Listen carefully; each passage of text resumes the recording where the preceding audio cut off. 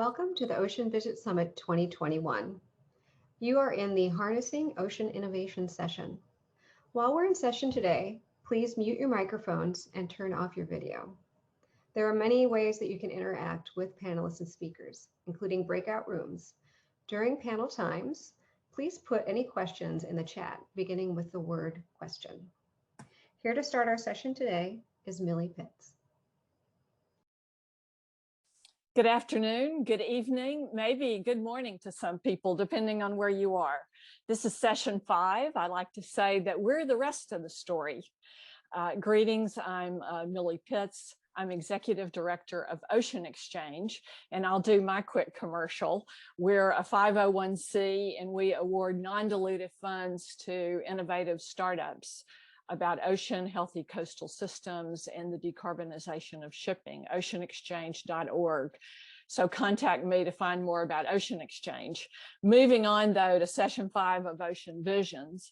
First, I want to thank Manu, Dr. DiLorenzo. He had the vision for Ocean Visions and this event, and it wouldn't happen without him. And we're all deeply grateful to him. And I also want to recognize AGU. This event wouldn't happen without them either. They're fantastic. So what are we going to do today? What is the rest of the story? We're going to cover business, deployment, the funding side of the equation. You've already seen some other sessions perhaps, or you've at least read the agenda about carbon sequestration, climate solutions, ocean monitoring, circular economy, bioenergy, biomaterials, and other items. Maybe your research is complete and you think, what are my next steps? Maybe some development is done, but you don't know how to take those next steps. So we're going to do an overview. There's just so much we can cover, of course, in 50 minutes, but there's a lot of work still to be done. Who are the customers? Who's going to buy your solution? Even if you're a nonprofit or a profit, many of the processes are the same. How do you do a business plan? How do you get funding? A lot of this is about de-risking the solution. I listened to the prior panel and there was someone from ARPA-E in there and they talked about the role of ARPA-E and that program to help de-risk solutions. Much of what you're going to hear about in the next 50 minutes is about de-risking the solutions and making them very attractive to funders and customers. I want to step up and introduce now our first panel members. Ted Janulis, he's with Investable Oceans. And he thinks about the dollar side of things, but he's also an ecosystem builder. Brad Ack will be in the first panel. He is the executive director of Ocean Visions, and he's going to help you see how all this fits into the total mission of Ocean Visions, positioning these fabulous solutions for impact. And then we have Jeff Larson, who's with Creative Destruction Lab, Atlantic Canada. That area in the Canadian provinces is its own ecosystem that is big and growing and fabulous. And they connect startups with experts and funding. And I think he will also talk about how they help de-risk. We have a poll and we want to see who you are. So if we can cue the poll, we're going to ask you if you're a student or a faculty member or what. We want to know what your #1 topic of interest is today, and you'll see a few other questions here. And then we'll look at the poll results as soon as it closes. And it will also help inform the panel members about what your interests are and who you are. So it is open now. You see it on the screen. We welcome your Q&A. You can put it in the chat. Ted and I will be monitoring it, and we will cue the different panel members about this. We also have, after the introductory panel, we have 2 other panels about the ecosystem and financing. And then we have a lightning round with 5 startups. So now I want to turn it over to Ted.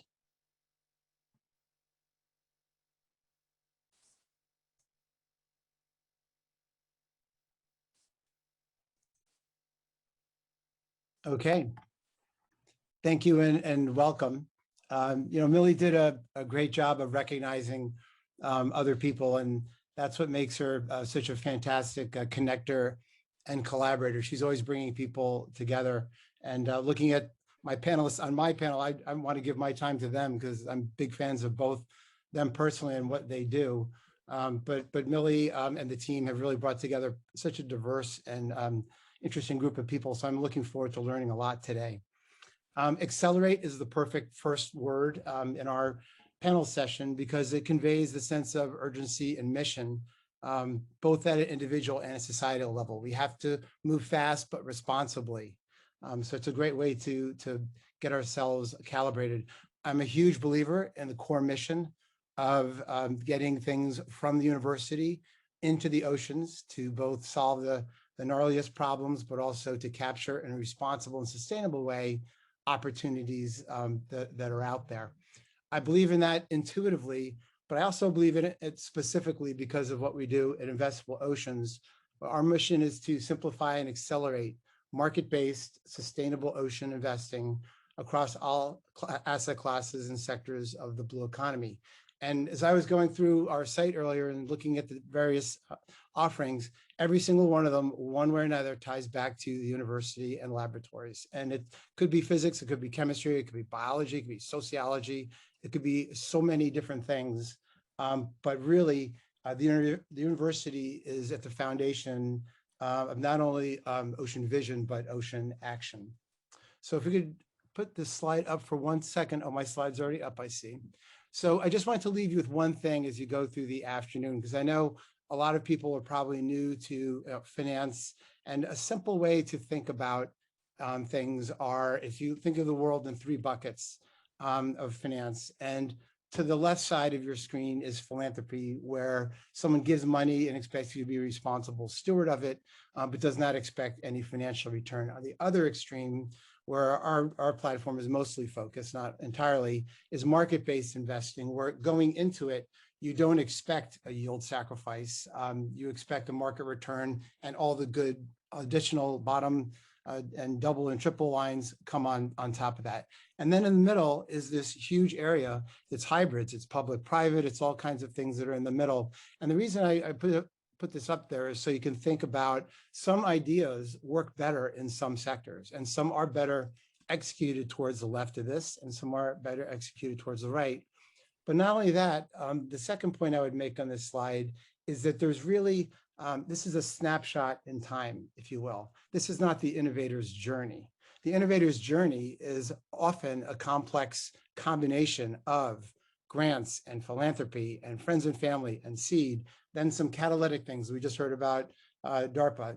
All those kinds of things can be involved, but ultimately to get the sort of the effect we want in terms of things all moving in a positive direction, we want to amplify the signal of philanthropy and NGOs and impact investing by getting to the part where we have at-market investing also. So I just throw that out there as a way to sort of think about things, and happy to talk more about it later. But I want to quickly move on to our next speaker so we all have time to interact a bit as well. Thank you.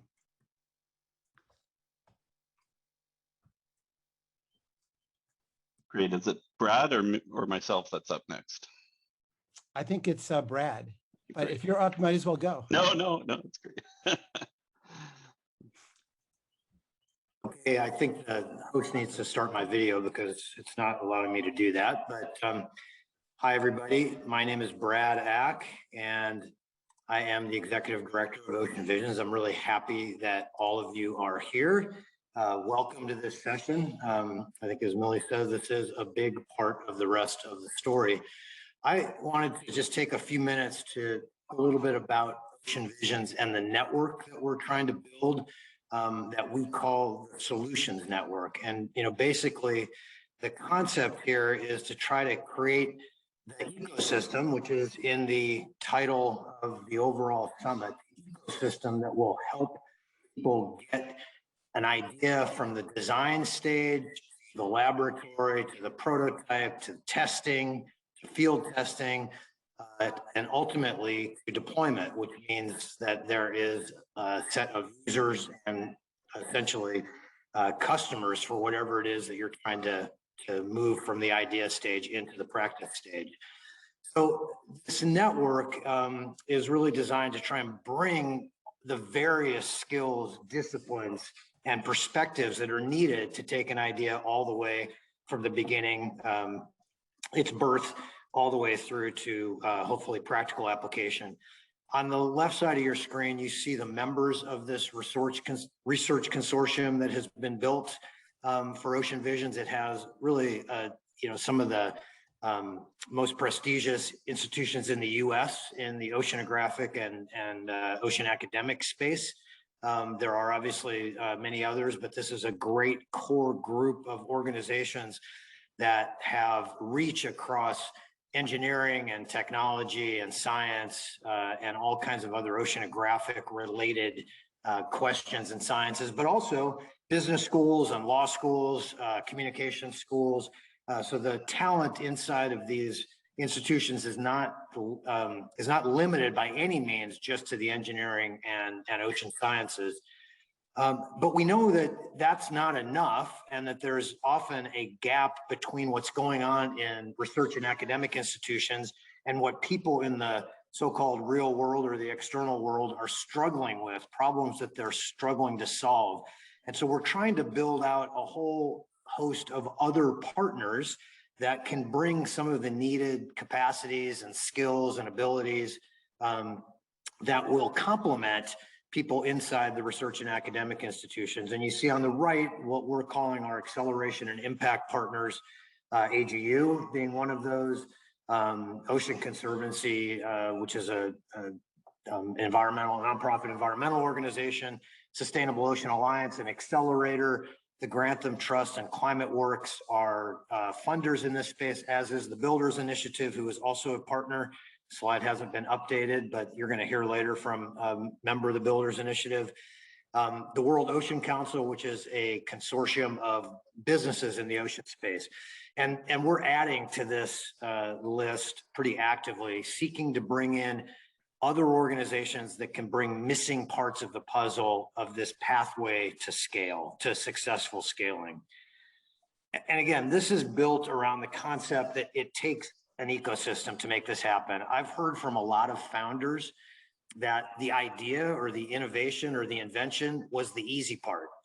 In fact, there's 1,000 inventions for every one that actually makes it into practical scale. And it takes a whole host of other skills and abilities to move a good idea out of the lab and into practice. And you are going to need to really understand what the political constraints are, the economic constraints, who the customer base is, how do you manufacture the thing that you want to manufacture? Can you mass produce it? What's the carbon footprint of it? What are the social and equity implications that it might have? Just a range of things that no single person can know by themselves. So at Ocean Visions, we would invite you to bring your good ideas forward, and we will try to help with other partners like Creative Destruction Labs, who's also an emerging partner. Build teams, right? Build the right teams around your idea that can help determine, first of all, does it do more good than harm? That's the most important thing, right? Is this going to be something that really helps, or are there unintended consequences that we need to really be thinking about and managing for? I would say some of the things that this ecosystem can do is help really define what the problems are. And if you joined our session 1 on the roadmap for ocean-based carbon dioxide removal, that was really helping to define what the problems are for which we need people to apply their talents in helping to solve.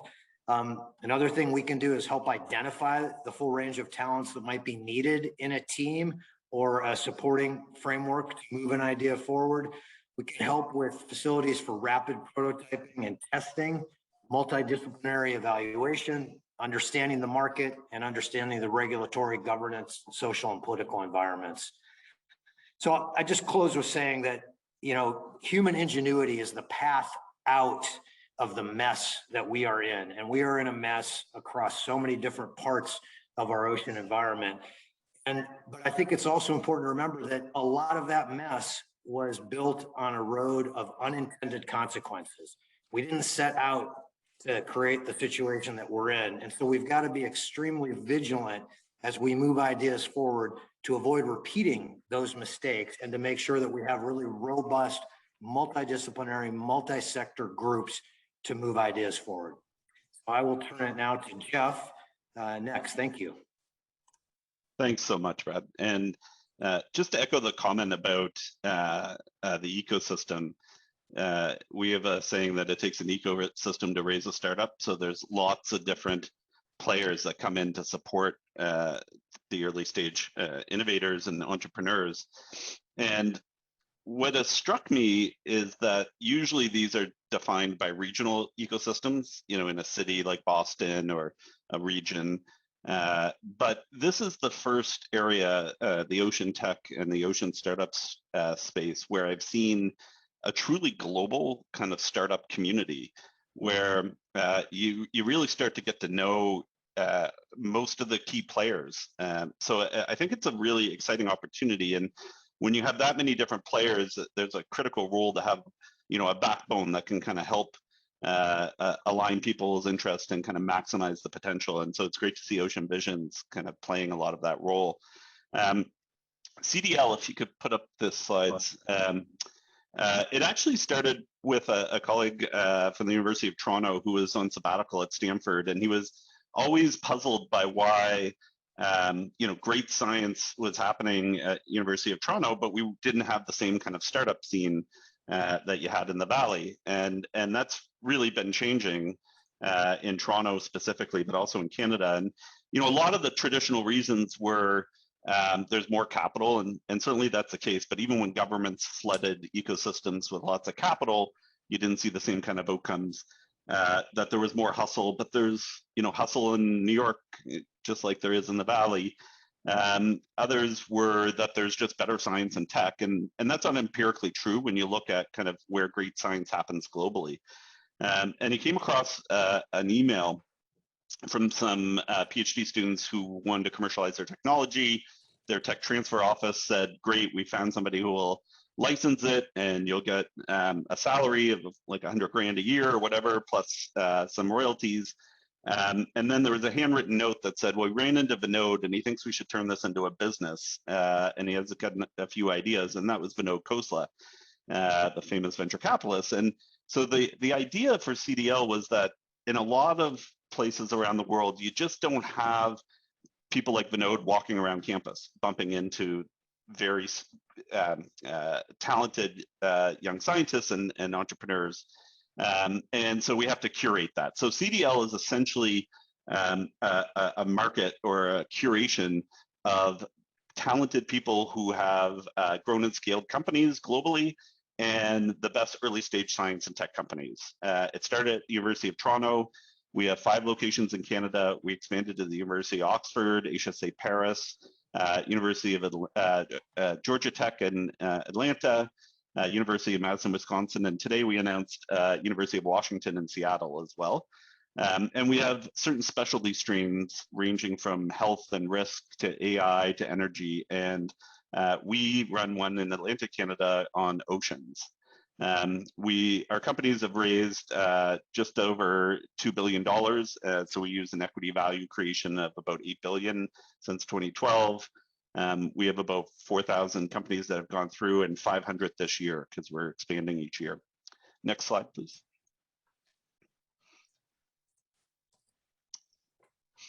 So what is the program? It's essentially 5 full days over 9 months. There's a full day every 2 months, and we are hyper-focused on having our mentors work with the early stage companies to define what their key priorities are.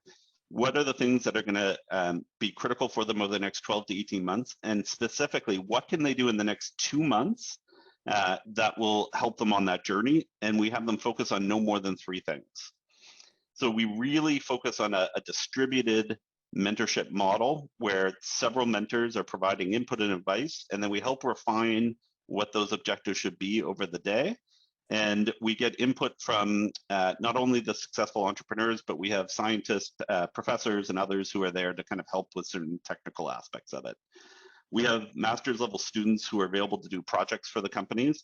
And overwhelmingly, our founders are very strong on the science and tech and usually weak on the business side. So often we're trying to help round out that portion of it. Next slide, please. So yeah, at the end of the day, it's kind of filling this gap in what we call judgment or business judgment. So companies, when they're first getting started, there's 1,000 things you can do. It's very difficult to figure out what are the key things to do and what not to do. And through the program, we help them to determine what those priorities should be. Usually at the end of each session, we ask mentors who's willing to spend at least 4 hours with the company between now and the next session. If nobody raises a hand, then the company is no longer invited back. So in each cohort, so we'll have, a cohort is a stream, so about 20 companies are accepted. Less than 10 will typically graduate, and usually they'll end up over the course of that year, shortly after, raising between $500,000 and $1.5 million. So that's the highlight of the program, and happy to answer any questions as we get into the discussion.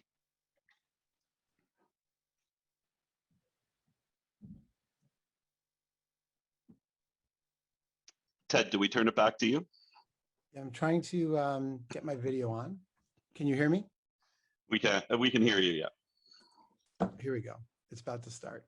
So we're running a tight ship here, so I don't think we're going to have time for questions in this format. Having said that, Brad and Jeff and I are all very approachable people, and if there are things that have come up, please look us up. And also, I like, Brad, your way of expressing it. Sorry for my shorthand of university, but looking at all the fantastic research institutions up there with Scripps and Hui and on that don't quite fit into that that way of saying things, but still it's another version of wonderful diversity in this ecosystem. So I stand corrected on terminology. So we're going to move on right now to Ann Carpenter, who's going to kick off our next panel, startup ecosystem. And Ann is the CEO and co-founder of Braid Theory, which is an accelerator and venture capital advisory company. And they literally weave together entrepreneurs, industry influencers, corporates, etc. And Ann is a perfect guide for this portion of the afternoon, not only because of all the things I just said, but also because she looks at places outside the ocean as well. Ocean is one of the things that she focuses on. So she brings a lot of insight from different areas to bear into the ocean. So without any further ado, I will turn it over to Ann. And thank you on behalf of all of our panel, thank you so much for having us. Ted, thank you. And I really get a fun part of this conference, because what I will be showing and sharing with you today is some very real examples of some great folks in this global ecosystem that are really actively helping you advance your ocean solutions. So, and as Jeff mentioned, we are a global community. Any connection into this global ecosystem is the right one. There are all roads lead to Rome, so they say.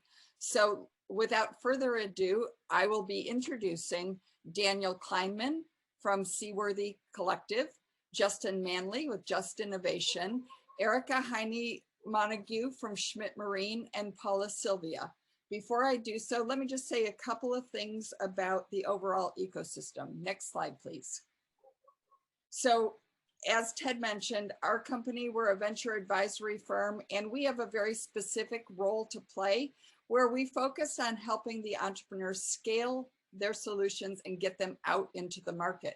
So we help them find strategic partners. We work with all the other players of incubators and accelerators and clusters around the world, and we really work tirelessly to make sure that the solutions find a home actually out in the real world and moving out from the university. Next slide.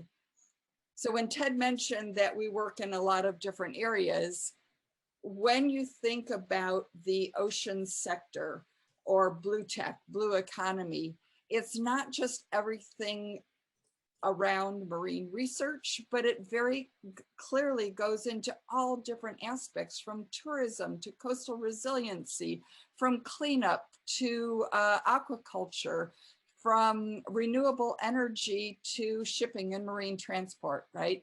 So when you look at the the ecosystem, the startup ecosystem that surrounds Ocean, you will find a very cross-disciplinary, cross-industry, cross-sector community there to support you.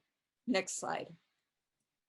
Our good friend David Hume from the Liquid Grid, and if you go to theliquidgrid.com, you can get access to this interactive map that will show you more than 100, close to 150 resources around the world that could be private organizations like ours, could be a nonprofit like our place-based partner, Alta Sea in Los Angeles, could be a nonprofit competition like Ocean Exchange, Millie Pitts, executive director, who kicked us off this session, could be cluster organizations that have much more mature industry partners and corporations that can help you. But the bottom line is there is a global network. As Jeff said, we are all connected. So any one of these incubators or accelerators, which are specifically designed to help the startups, maybe even within your university, like the I-Corps program, or your technology transfer organizations, they will also help you connect to this ecosystem. So to give, without any further intro, what I would like to do is turn this over to Daniel Kleinman, founder and CEO of Seaworthy Collective, to give a very specific example of what he's doing in South Florida. Daniel? Thank you so much, Anne, and so glad I could be here. You can go ahead to the next slide. Just to give you guys a little background on how I got into the ocean innovation field. You can jump to the next slide, please. There we go. For me, I really started the last 5 years in marine robotics, seeing firsthand kind of the systemic level of innovation and really the obstacles to innovation in the space. I actually have a background in design and systems thinking that I got as a University Innovation Fellow back in undergrad, and of course got to intern at the Woods Hole Oceanographic Institution and be a pilot and test engineer for underwater vehicles at Bluefin Robotics before spending the last 3 years in San Diego as a contractor for the Navy. But I'm currently here in Miami getting my master's in ocean exploration science, and as well as launching Seaworthy, which we launched September of last year. You can go ahead to the next slide. So a couple of key takeaways that I had from my time in industry started back at Woods Hole. I saw firsthand how public funding for the ocean sciences has been minimal, if not dwindling, and saw it firsthand with the lack of full-time opportunities to come back to Woods Hole. And then after I transitioned to private industry, saw Bluefin Robotics get bought out by a defense contractor called General Dynamics 6 months into me working there. And then even more starkly, in the last 3 years working for the Navy, saw folks from Scripps Institutional Oceanography in and out of my lab on a daily basis. And so really walked away from the field with this notion that ocean science and innovation are really occurring as a byproduct of serving private interests, rather than for the sake of actually taking on the problems of our time, from plastification, climate change, sea level rise, overfishing, and more. And that was really validated by this study that I don't have time to jump into today, but it's called the Ocean 100, that really mapped out the ecosystem of corporations really running the blue economy. Next slide, please. And so really for me, I looked at it from the bottom up view. How do we really build the innovation ecosystem from the bottom up? And more importantly, make this field more interdisciplinary and inclusive. And so really with Seaworthy, what we're doing is first and foremost building a startup community, but also activating that community through what's called a venture studio, which I'll explain momentarily. Basically what it allows us to do is co-create and crowdsource startups to develop what we call collective ocean innovation pipelines that are actually scalable. So what we're essentially doing is going into coastal cities with regenerative blue economy potentials and connecting the dots between the existing entrepreneurial ecosystems that are there and the blue economy by partnering with local incubators and accelerators to tailor or verticalize their programs to serve these pipelines. And so basically what a venture studio is doing is, more than anything else, destroying these barriers that have kept people from getting into the ocean innovation space. Things like requiring a PhD to innovate, or thinking that you need a marine science degree to do ocean technology, or even being in marine science and academia and not even realizing that innovation and entrepreneurship is a pathway for you. And so that's really what Venture Studio does, is democratize the opportunity for people to co-found startups by lending them the resources that we build through our network, as well as the strategic direction to actually take on key problems. Next slide, please. And so really, these are the 6 areas that we focus on, that we call our opportunities for sea change, that individually have great potential for impact, but as a collective system, really magnify that potential and build, instead of one-off solutions, really local scale regenerative blue economies. And you can learn more about that on our website as well. Next slide, please. And so really what we're doing, just to kind of give the high level overview of what we're doing, we start out with our startup community, we feed that into our venture creating startups. Then we have our pitch competition where we startups and vet our co-created startups and feed that all into partner incubators and accelerators, really building up, again, this local blue tech ecosystem from the ground up and bringing people into the field and really working toward moving the field forward with the solutions that we need. Thank you all so much. I'm really excited to be here today. Okay, Daniel, you spoke really fast, got a ton of content in there, and we'll come back to you with some questions. Next up, I'd like to introduce Justin Manley of Just Innovation. It's very difficult to just put one title to Justin, as he wears many hats and is very, he is everywhere.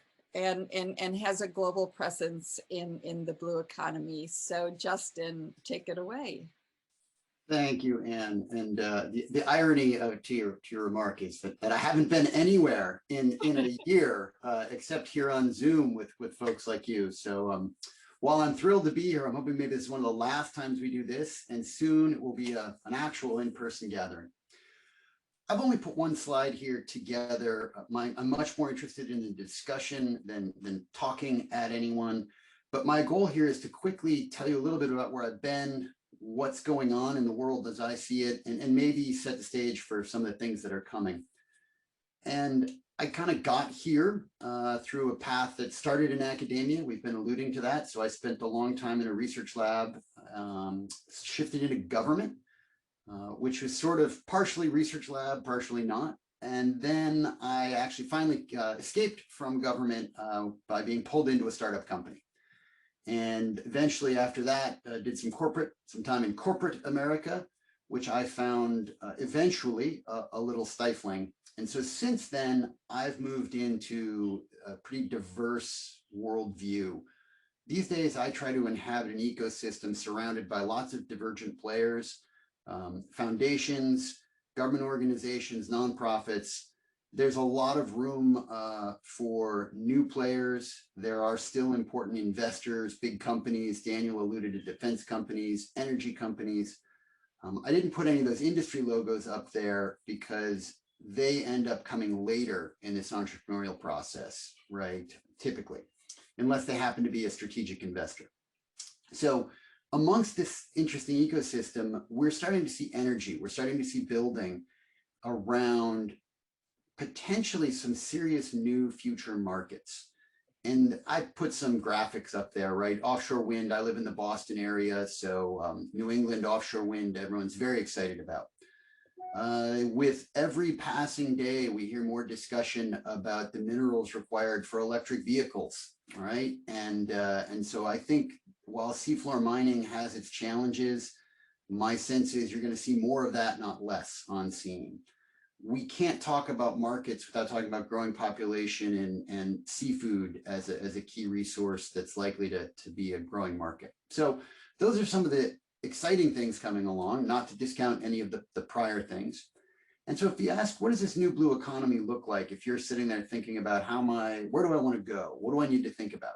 Innovation and disruption is going to increase, but it's really important to think about market expansion and scalability. I have found historically the ocean community does not have the same idea about growth, pace of growth, scale of growth that a lot of the traditional growth industries do.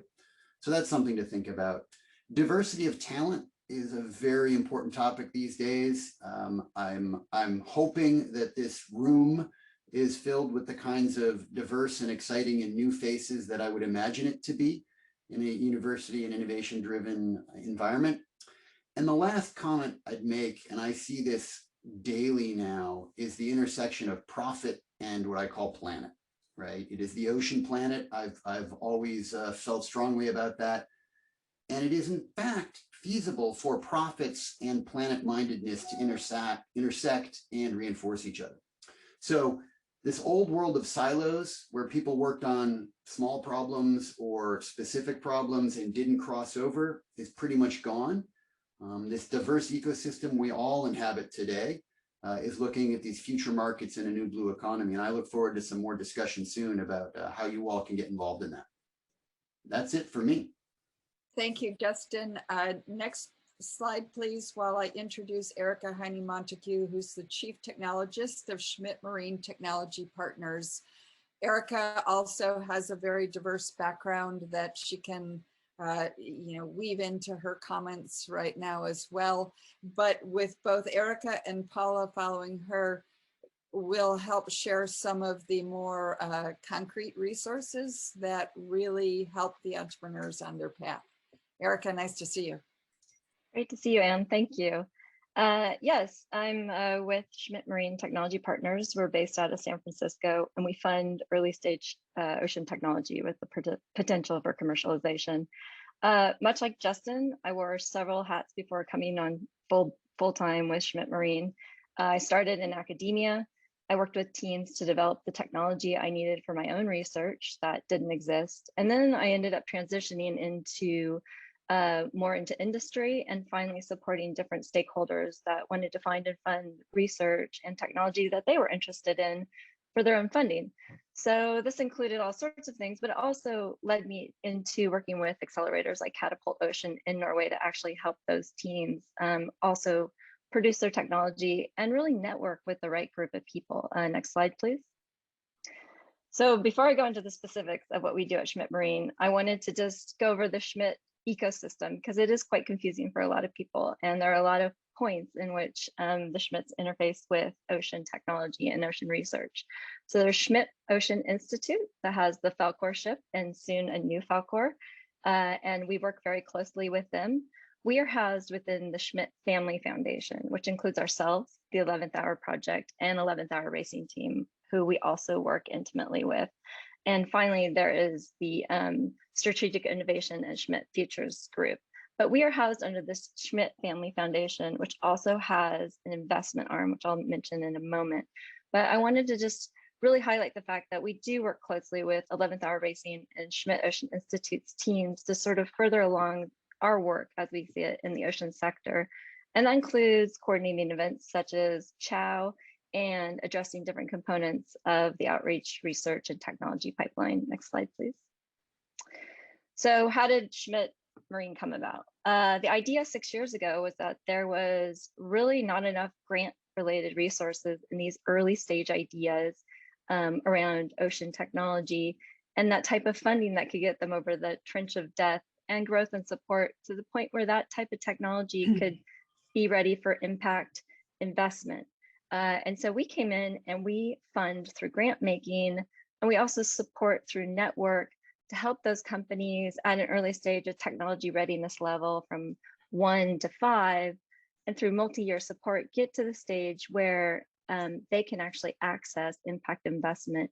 And I think there's a couple companies that are coming on in a panel discussion after ours that might be able to really highlight these points. Next slide, please. So when we first started this, we really wanted to look at a few areas that we thought really lacked significant funding towards this process. And so we looked at sustaining fisheries, types of technologies that would improve habitat health, anything that would allow researchers to better do their research, those types of technologies, and then finally keeping plastics out of the ocean. So a lot more upstream solutions in marine plastic pollution, as well as being able to identify those plastics in situ. And then finally, we started identifying very specific challenges like the nutrient pollution challenge for technology we were interested in. And how do we support this? Well, we support this through grants, like I mentioned, but some of these groups might be companies because we support companies, not-for-profits, and academia. So we might do that through contracts. And then finally, that investment team that I mentioned that supports the foundation as a whole, and they do look at our portfolio additionally if those groups are too far along for us to provide grant money. And then finally, our network, and we're really interested in providing these network opportunities. We believe that that's probably one of the most important things we do is allowing people to network both the companies that we support, those grantees, in addition to ones that we might not be able to support, but we believe that they have very interesting, compelling technology where others might want to fund. And finally, other types of funders or people interested in getting into this space. And I wanted to highlight, since we are at a conference here that is looking at solutions, for the drawdown of carbon, in addition, climate change issues, and all of these that we support are looking for solutions to help improve the habitat, to monitor, and to understand really our oceans so that we have a better, more sustainable ocean in the future. Next slide, please. So I really encourage anybody that's interested in these ideas, wants to connect, reach out to us. You can either reach out to me directly or you can visit us on our website. We would love to talk to you, and I'm really going to enjoy talking to the rest of the panelists about some of these questions. Thanks. Thank you, Erica. And something that I just want to really highlight in what you said in terms of looking at the grants and contracts and opportunities is for those in the audience that are really looking and saying, how does my research, how does my technology, how does my solution really apply? A really good way is to look at how it connects to what people are willing to fund, what the competitions are looking for, what the grants are looking for, and then you start getting some real world, like people are telling you what their needs are. And so to tee that up, I would really like to introduce then is Paula Sylvia, who's Program Director for Aquaculture and Blue Technology for the Port of San Diego. And our company, Braid Theory, we've had a great experience and some success working with the Port of San Diego on some very specific projects. So I'm very pleased to introduce Paula. Thank you, Anne, and everyone. It's a pleasure to be here. I'll just give a quick background on the port. The Port of San Diego is the 4th largest port in California, and we're actually a public agency granted nearly a little bit over 14,000 acres of tideland, so land and water rights around San Diego Bay from the state of California. We have a public trust mission to support commerce, navigation, fisheries, recreation, and environmental stewardship. So for nearly 50 or 60 years, we've been really focused. We are part of the greater blue economy in San Diego, where we support huge military operations, traditional marine terminals, recreation, cruise ship lines, fisheries such as commercial fisheries and recreational fisheries, and now aquaculture. But in the last 5 years, in 2015, the port created what we call an aquaculture and blue technology program to explore environmental and economic opportunities in both of those spaces. And underneath that program created what we call a blue economy incubator. So I'm going to focus on giving an overview of the incubator really quickly. And the incubator allows the port, rather than the port being sort of wearing the hat of a typical landlord, regulator, or an operator, the incubator program really allowed and facilitated a different pathway to allow the port to partner with early stage companies in both the aquaculture and the blue tech space. So we'll go to the next slide, please. So here, this is the vision for the incubator is to build a portfolio of new businesses that deliver social, environmental, and economic benefits to the port and the region. We're striving to advance proposals that are replicable and scalable to help other ports, harbors, and coastal communities address similar challenges we face, and in turn support further innovation and investment in the blue economy. As shown on the map, to date, the port has approved 9 agreements with early stage companies to launch innovative pilot projects. There's a few aquaculture projects, a lot of remediation projects, smart applications, smart marine applications, and phone apps. And you can see from this slide that we're not just local or regional. There's actually a lot of companies that are internationally being sponsored through us to launch their pilot projects. So to date, the port's committed $1.6 million in funding, provided the use of port-owned property, obtained all the necessary regulatory and operational permits for pilot projects, coordinated the installation of those pilots, and also assisted with community and media relations. So, really taking down the barriers is our core to getting pilot projects in the water is really our core value proposition, and something that is really complementary to the other regional and local the blue economy ecosystem. And for the port, it's a win-win situation. The port is learning from the pilot projects, which the results are addressing existing environmental challenges and informing future opportunities. And for the incubator companies, a successful demonstration of their technology at the port provides them with a strong case study for regulatory approvals and commercialization. Next slide, please. Okay, so here we just wanted to focus on a recently approved pilot project through the incubator with a company called eConcrete, which is demonstrating a new design of the company's award-winning interlocking tide pool armor product called Coastal Lock.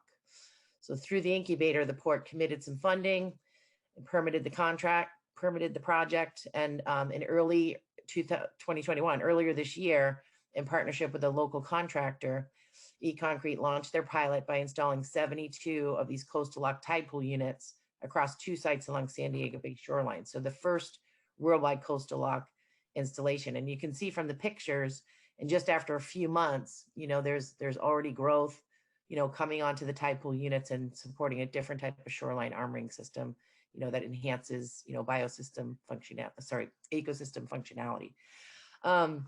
In this case, the interlocking units provide structural, ecological, and community engagement benefits, including the promotion of marine organisms and restoration of local ecosystems.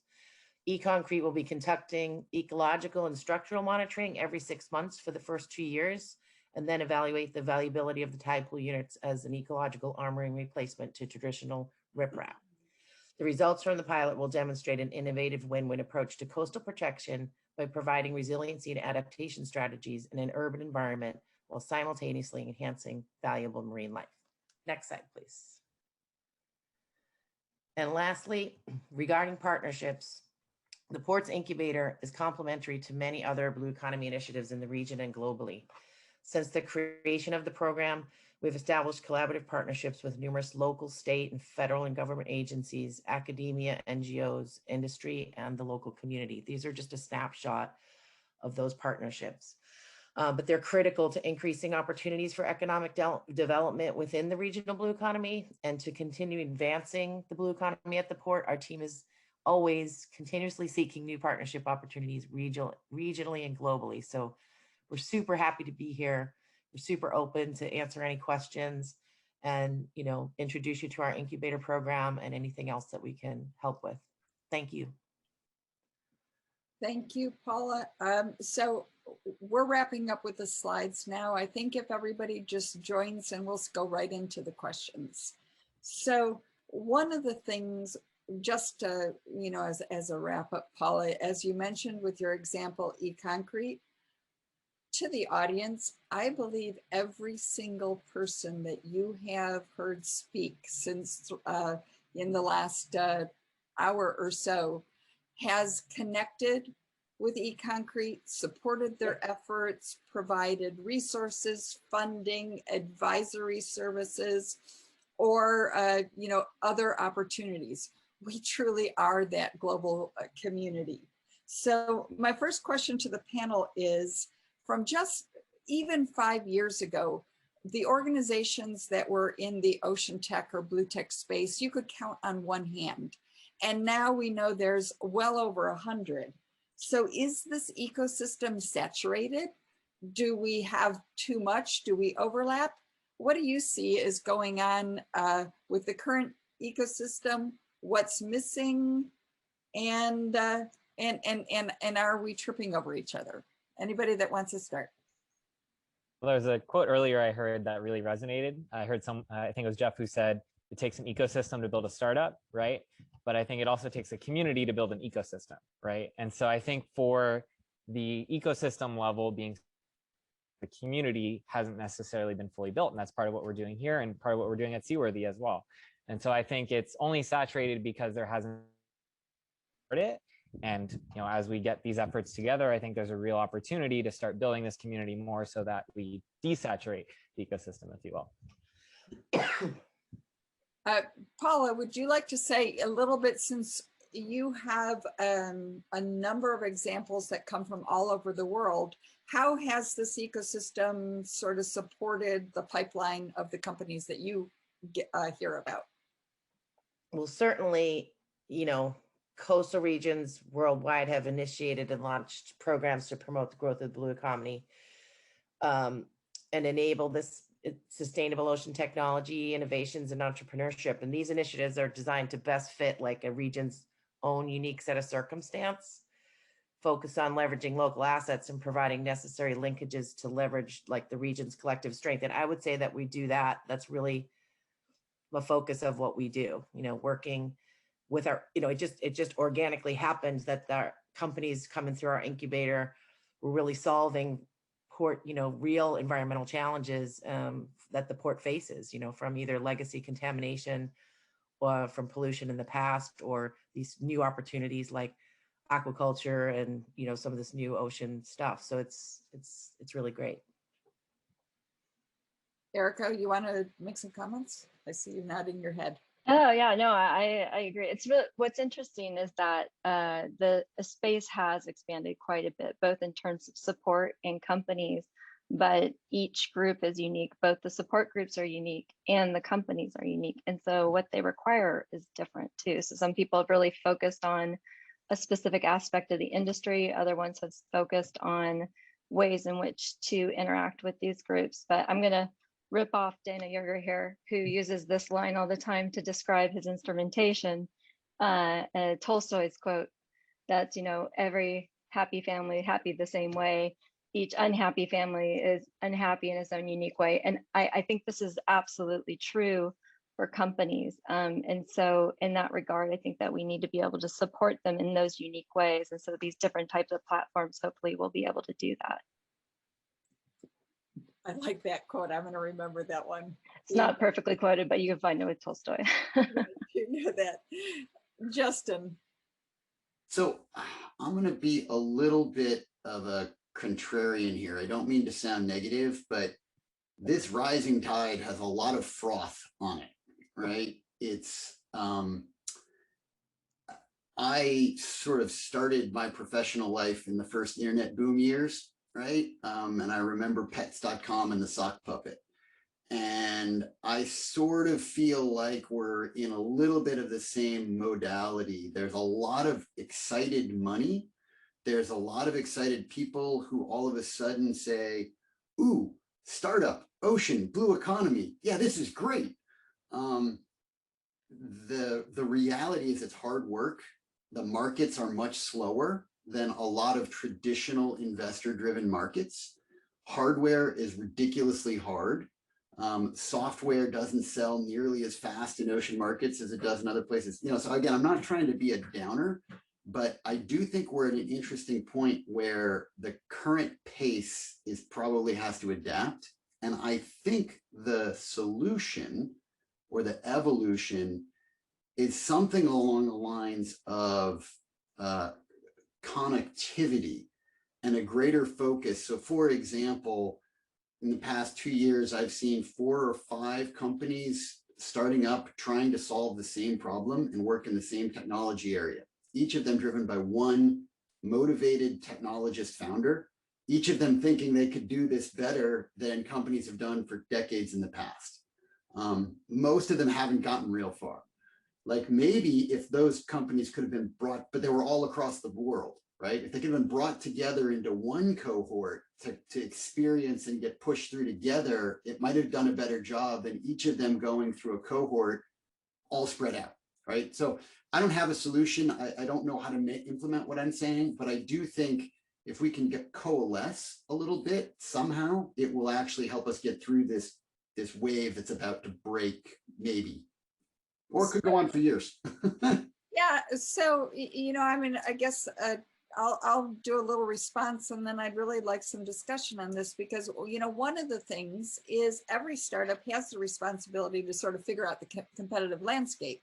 So we as folks that are part of the ecosystem, the more we can publish, showcase, do pitch competitions, highlight the entrepreneurs and what they're working on, then we have a role that we can play to let others know what's out there and what's going on, and also to connect with each other. Oh, well, you should talk to so-and-so who's working on that in Norway.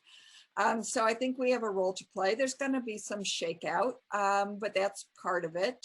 But your point is that that it is hard. Yes, there's kind of an ocean tech boom right now, and it's going to shake out because it is hard for those that have been working in the those of us that have been working in this sector for many, many years. We see how long it takes just to get one solution from that university research through to those first pilot projects, which can easily be a decade or more. So those of us that are supporting the startup ecosystem have to have that longevity as well. Daniel, you're shaking your head. What are you saying to this? Oh, first off, I was just, and also gets marine robotics is hard. But you know, I do think it's this. I'm a systems thinker, so it's very much on the systemic level, right? Building the support for the alternative paths, you know, for not only again, you know, innovation and entrepreneurship within universities, but also again shifting away the focus of innovation from defense and fossil fuels, which we know are not going to solve the problems that we actually need to address moving forward. But beyond that, I think it's just creating accessible opportunities. You know, that was really what my inspiration for Seaworthy was basically just taking a step back and looking at the field and saying, here I am with a mechanical engineering degree and, you know, getting to work at Hui, and it was still really hard to get to have the opportunity to do the meaningful work I wanted to do to make real impact, right? And so how do we make that opportunity and the real things people are passionate about accessible to people so that we can then see that follow through that's driven by that? So let me ask kind of a follow-up question then. So when you look at the support that's around the world, how, if company A, a startup here in the audience, wants to say they have a solution that is in offshore aquaculture, but they're based in, oh, I don't know, Chicago. Where do they start? What do they do? Do they just go to their local incubator and say, help? Do they, you know, we've talked about that different regions have different needs. Do they look at where the market opportunity is there and then find an organization to help them up? What would we do?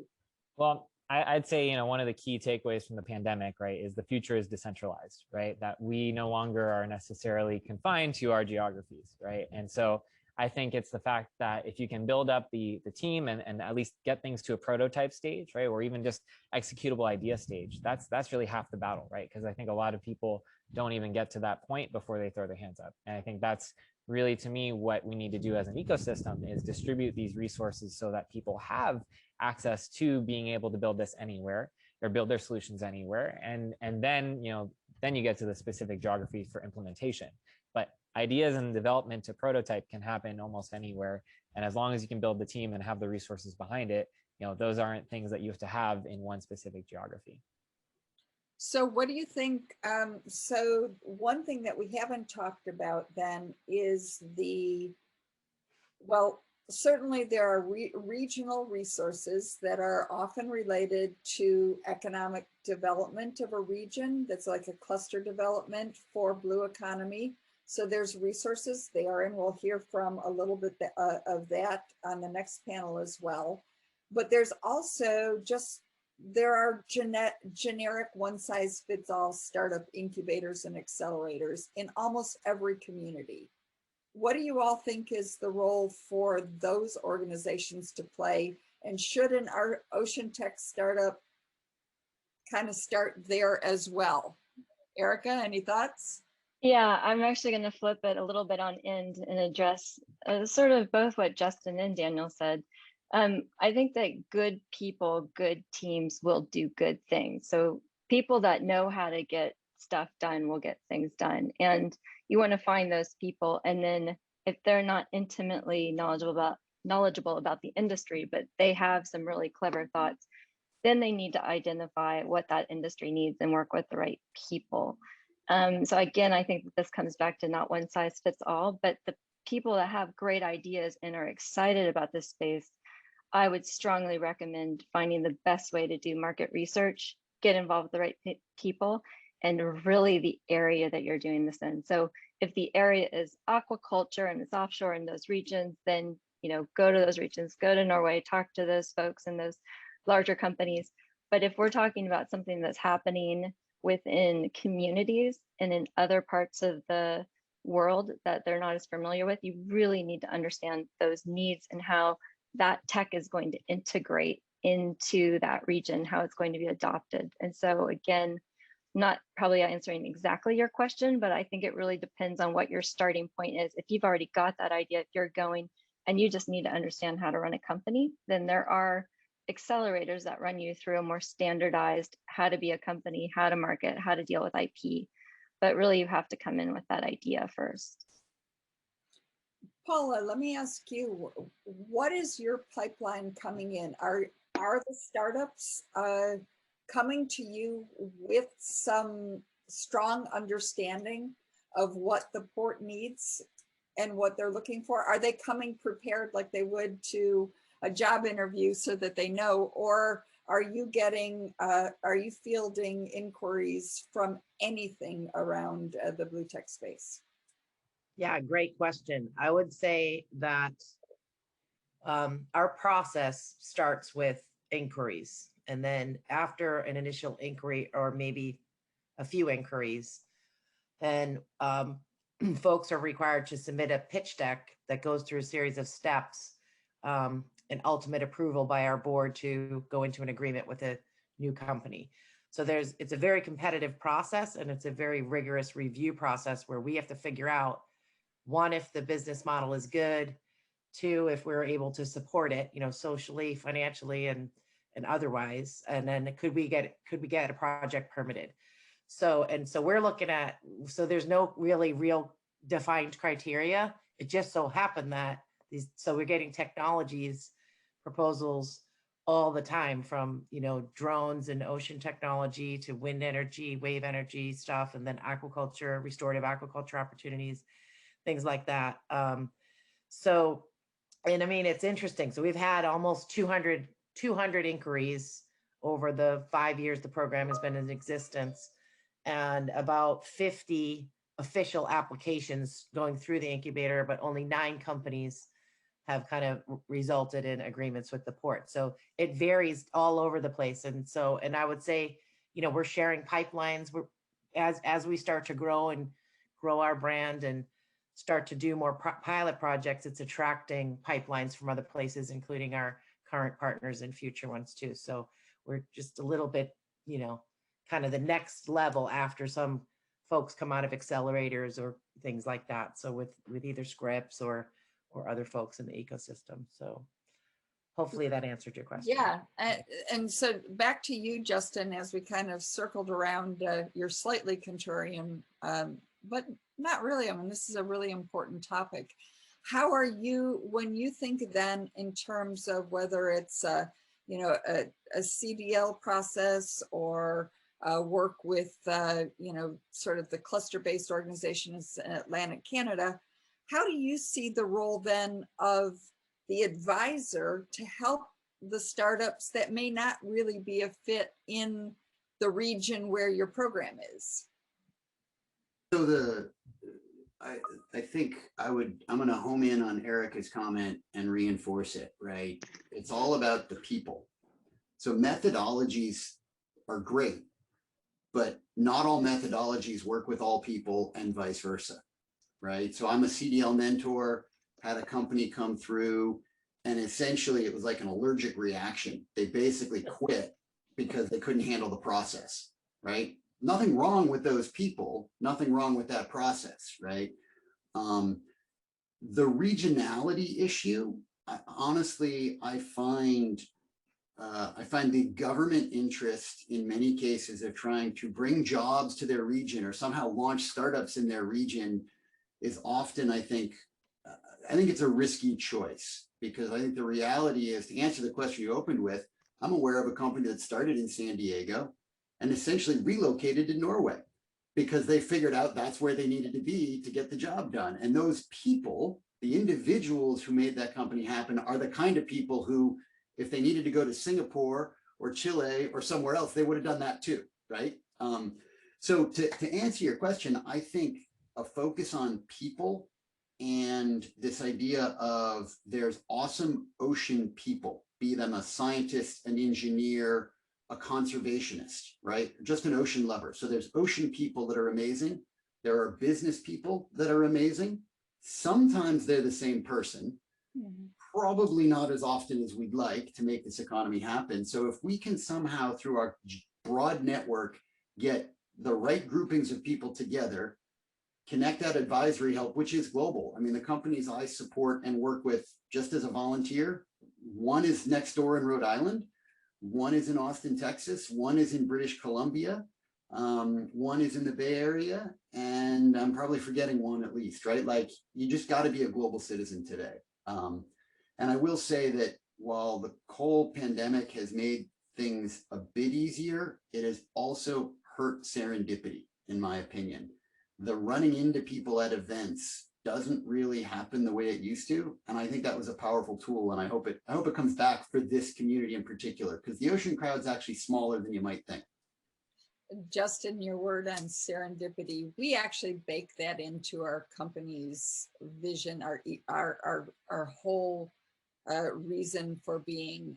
You know, that is so, the 2 points you make about global citizens and serendipity is really something that I would like to reinforce. And I'd also like to say, for anyone in the audience who's coming from the regional economic development side of it, is because this ecosystem is so global, I would say that if you try too hard to only look at your local job creation, you're sort of missing the point of that global citizenry kind of ebb and flow that's going to come through, that has a huge opportunity to create indirect jobs in your community if you let that global connection and connectivity work and do its job. If you define those programs as only supporting those in your backyard, you don't get to participate across all these sectors. You sort of stifle what is necessary to, in my opinion, to actually make this ecosystem work. So, well, let me go back. So I'm a startup. Help me out. Just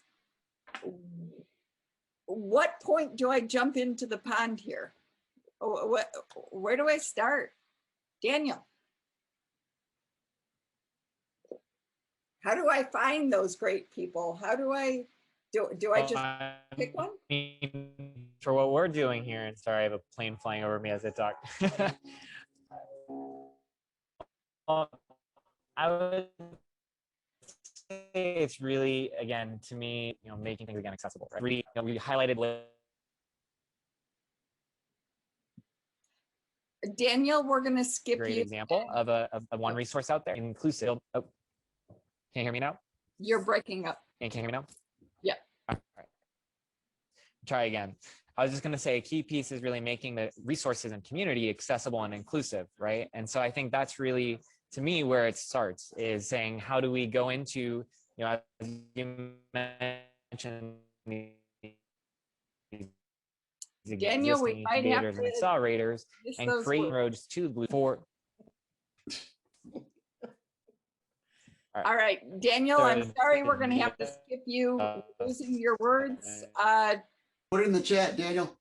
Justin, go for it. Your parting comments here. Oh, look, I think I'm a huge believer that it's about people. And if you are a person, individual, group who wants to get started as an entrepreneur or into the ocean field generally, I highly recommend asking for help, because I think you'll find it. I think our community is really welcoming, and it's incumbent on those of us who can help to do so, if only to take a phone call and say, you know what, you should talk to someone else, right? And make an intro.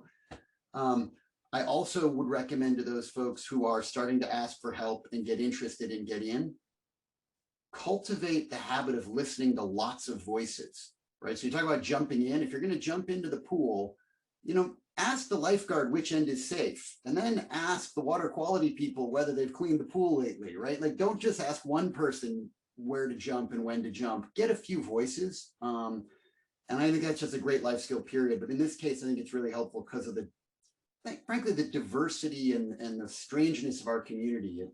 You'll learn by talking to a lot of people, and hopefully they'll talk to you. So ask for help, give help, lots of listening. Excellent advice. Paula, your parting words. Gosh, I would say the same thing. You know, it was so well said, Justin. You know, take advantage of networking opportunities to grow your network and connect with like-minded individuals, generate new linkages and ideas. And, you know, you have to collaborate in order to innovate. So, you know, and I agree, Justin, we're a very welcoming community. So ask questions, reach out. And if we don't know the answers, we know how to point you in the right direction. And Erica, bring us home. Yeah, it's going to sound like a broken record, but I agree with all those points. So I won't repeat them. I'll just add to it that this idea, I'm a strong believer in having mentors and asking all those people, but get a couple dedicated mentors. Doesn't even have to be someone in the ocean field, but someone who's gone through this or has done things in finance or whatever it might be, and you check in with them. So check in with them frequently. Be willing to hear hard feedback, somebody that you know is in your corner that wants to see you win, but is going to make sure to give you really those pointers and want to see you succeed. You know, somebody is going to keep you on track. So I would highly recommend good mentors. All right, so that's a wrap. And to everyone in the audience, every single person that is in this entire session are those people. Everyone on our panel and the next panel and the intro folks were handpicked because we are that connected global community. So reach out to us. So it is absolutely my pleasure to introduce Mark Huang, who will be leading the investor panel. Now, like so many of us, we come from different backgrounds, and Mark is no different. He has over 15 years experience in the clean tech venture space. He co-founded Novus Energy Partners in 2008. He worked in the corporate environment. He worked in sort of the government and public-private partnership, economic development, fundraising, and See Ahead, his organization, really brings, their whole group brings a combination of maritime, clean tech, and other tech sector backgrounds. And so their work includes corporate business development, venture capital, startup and operational expertise, and like all of us, a vast global network to support this community.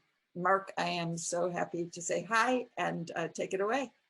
Hi, Ann, it's good to see you. Thank you so much for that nice introduction. I really enjoyed listening to the last panel, and it's hard for me to keep my mouth shut because I wasn't part of the panel. But I think it's a great segue into what we're going to talk about for the next 15 minutes, which is the question of financing these ocean-related startups. As Ann noted, we run an innovation platform focused on the ocean in the heart of Boston, and we got a great panel. It's very diverse on their approach to providing funding to startups. And as they say in Boston, this panel is wicked smart. We have Shally Shanker from AiiMs Partners. We have Paul Bungie from Conservation X Labs, Jennifer Garson from the Department of Energy, and Peter Bryant from the Walton Foundation. So what I'll do is I'll start off just probably laying the groundwork, talking a bit about how we approach food tech, and then each one of the panelists will give the introduction and how they're coming at this question of providing financing to these startups, and then we'll open it up to some questions and discussion. Thanks. Next slide, please.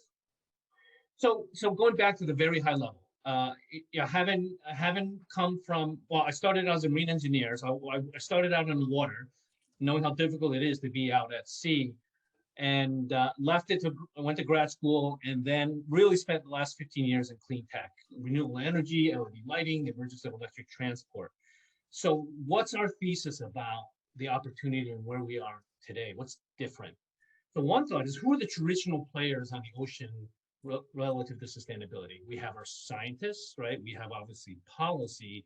So the question that we basically are hopefully trying to answer is that, well, like you've seen in utilities 25 years ago, which were siloed, centralized, and started to face some disruptive changes in renewable energy, followed by automotive, which is electric, and now the autonomous, the digitization, and as well as big food, right? Which is still struggling to respond to the millennials with organic and reason. But what do those three historically siloed, very large industries have in common? Was that they've faced disruption, change, and that open innovation ended up playing a role. Startups either were part of that evolution, or maybe the most high profile example was maybe probably Tesla.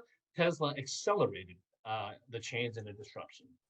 So we're not saying that there's going to be a startup tomorrow that's going to disrupt the ocean space. What we're saying now is there's a new leg in the stool where you're seeing entrepreneurs who are basically raising their hands saying, I read about the ocean. I don't understand the ocean that much. I don't want to necessarily just code and work for a certain type of tech company to do whatever on optimizing the number of clicks. Can you tell me about plastics? Can you tell me about the sustainability of our coast and maybe what the aquaculture farmer is struggling with? I want to see if I can make an impact. So that's essentially where we believe that the opportunity, what is different today, and it's exciting. So next slide. So what do we do at See Ahead? So we purposely went into downtown Boston and Kendall Square area. Yeah, that area is a leader in the world in life science, clean tech, robotics, tech, but we did not see an ocean presence despite Boston being a coastal city. And we saw that we kept meeting, particularly college graduates, the first Braid ones who had startups that had to do with the ocean. Unlike life sciences, unlike clean tech, unlike the other sectors I've mentioned, they had nowhere to go. They had nowhere to work. They had no mentors, which was discussed in the last panel, and they definitely had no funding. A lot of blank looks from investors. So we purposely went into the heart of that ecosystem around startups and corporates and the investors, and we put a flag down. Is our little corner over here, it's painted blue, is focused on the ocean. Anybody can come.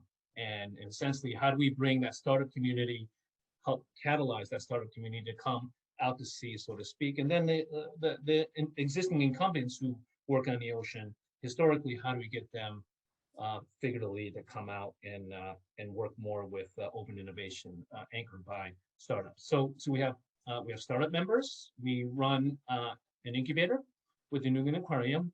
Today, we just announced the second cohort's applications are open. So if you know of any early stage startups that are looking to look for everything I just mentioned, a place to work, mentorship, a program, some grant funding, please have them apply. The topic of this panel is funding. If none of these companies get funded, it's all kind of moot. This space is still very, very, very barely in the first inning from the investor sector, which is our panel today. So we said, well, wait a minute. We do know that there are people interested in the ocean. So we created the Blue Angels, and that was essentially just matching up who's interested in listening and trying to understand better what these startups are trying to do, and their ability to be an accredited investor and invest. So that's the investment side, and we're also going out to the market to raise a modest seed blue tech venture fund, because our view is that we're seeing so much activity now on our platform. Why wouldn't we, with the ones that are most promising, instead of having to put together a group of investors, why wouldn't we even possibly lead these investments? Next slide. So this is an example of well, this shows our current startup members, but maybe it's a busy slide, which is good. But if I could just emphasize the topical areas, shipping, logistics, huge. Justin's expertise, robotics and autonomous underwater vehicles, aquaculture, probably one of the sectors getting the most attention now from investors, because just the demand for protein, including from the ocean, continues to increase, as well as stronger awareness on sustainability. And marine renewables, the East Coast is going through a once-in-a-generation opportunity with the amount of offshore wind that's in the works. We're talking massive amounts of capital investments in our ports. We're talking good, reliable, renewable energy coming in ashore. And the view is that there's still a lot of headroom for innovation, whether that be lowering the impact of installing the turbines, or better sea mapping, so you better understand where you're going to put your turbines, or maintenance, and a lot more. And I want to focus on the enabling tech real quick. Our view is that the most obvious type of companies you see is like, I have a sensor that's maybe making the aquaculture farmer get better data. That's very linear, very obvious, and we love it. We have companies like that. What is not so obvious is what we see is, let's say, a material science startup saying, could my technology be used for biofouling, even though I'm using it for something else? Could my plasma water treatment company, which is going after PFAS or leachate water treatment, I had no idea what you just told me about what a ballast water invasive species issue is under the United Nations IMO. And so we also feel that the second, if you look at it as a matrix opportunity in blue tech, is that the enabling technologies in other sectors can apply to the ocean, where they don't have to necessarily get up in the morning and say, I'm a blue tech. Next slide. So my last slide is, these are actually, we're up to 7 now. These are some of the companies that we've invested in, and through our Blue Angels. I'll just pick maybe one is Beta Hatch, which was one of our larger investments recently. This is the United States, one of the US plays relative to what's happening in Europe on with Y-insect on the alternative feed. And they're doing mealworms. The target market is, let's not catch wild small fish for poultry, as well as for catfish or marine aquaculture. And just an example to my last point here is that they view themselves, as they should, as they're an aquaculture company. I'm sorry, an agriculture company. And the view is like, we want to work with people like you all at See Ahead. That's why they're very patient, because we didn't write a big check, and say, because you help focus us on the aquaculture, because we're so busy trying to get our FDA approvals, USDA approvals, in order to go after the poultry market. Okay, so that's just our introduction of See Ahead. So I'm going to next introduce Peter Bryant, who is at the Walton Foundation, is an impact-driven family office and a huge friend and a supporter of us. Hi, Peter. Hi, Mark. Thanks for the introduction. And I was asked to provide a little bit of a perspective on oceans philanthropy and impact investing in the ocean space, having worked in this space for the past 13 years. Let's go on to the first slide. Actually, let's go to the next slide.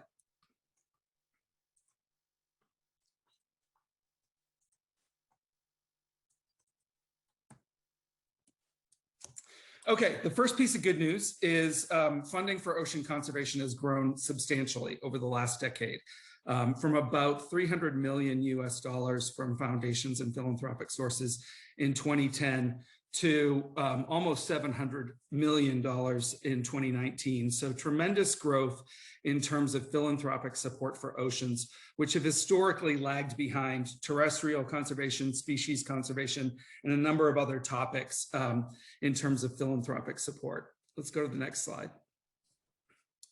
Next thing actually is this number is significantly greater than that 700 million, because when you actually add overseas development assistance and individual contributions to groups like World Wildlife Fund, Ocean Conservancy, the Nature Conservancy, it's already more than 2 billion and approaching 2.5 billion a year. These two graphics illustrate that. The one on the left shows the growth in both philanthropic and overseas development aid year on year from 2015 to 2016. And the graphic on the right shows actual numbers across all three of those areas for 2019. And numbers for 2020 actually show that we're getting close to 2.5 billion annually in terms of philanthropic support for the oceans. Let's go to the next slide. A similar story in oceans-based investing, and I think this is actually really meaningful. So this slide shows the growth in ocean-based investing from 2008 to 2020. And while the amount of investing in oceans back in 2008 was a paltry $1 billion, we're now approaching $3.5 billion annually. And while most of that growth is in aquaculture, which is represented by the orange bars here, we've also seen tremendous growth in both investments in wild-caught fisheries and in oceans health. Another exciting development is the growth in oceans-based and oceans-focused impact investment funds.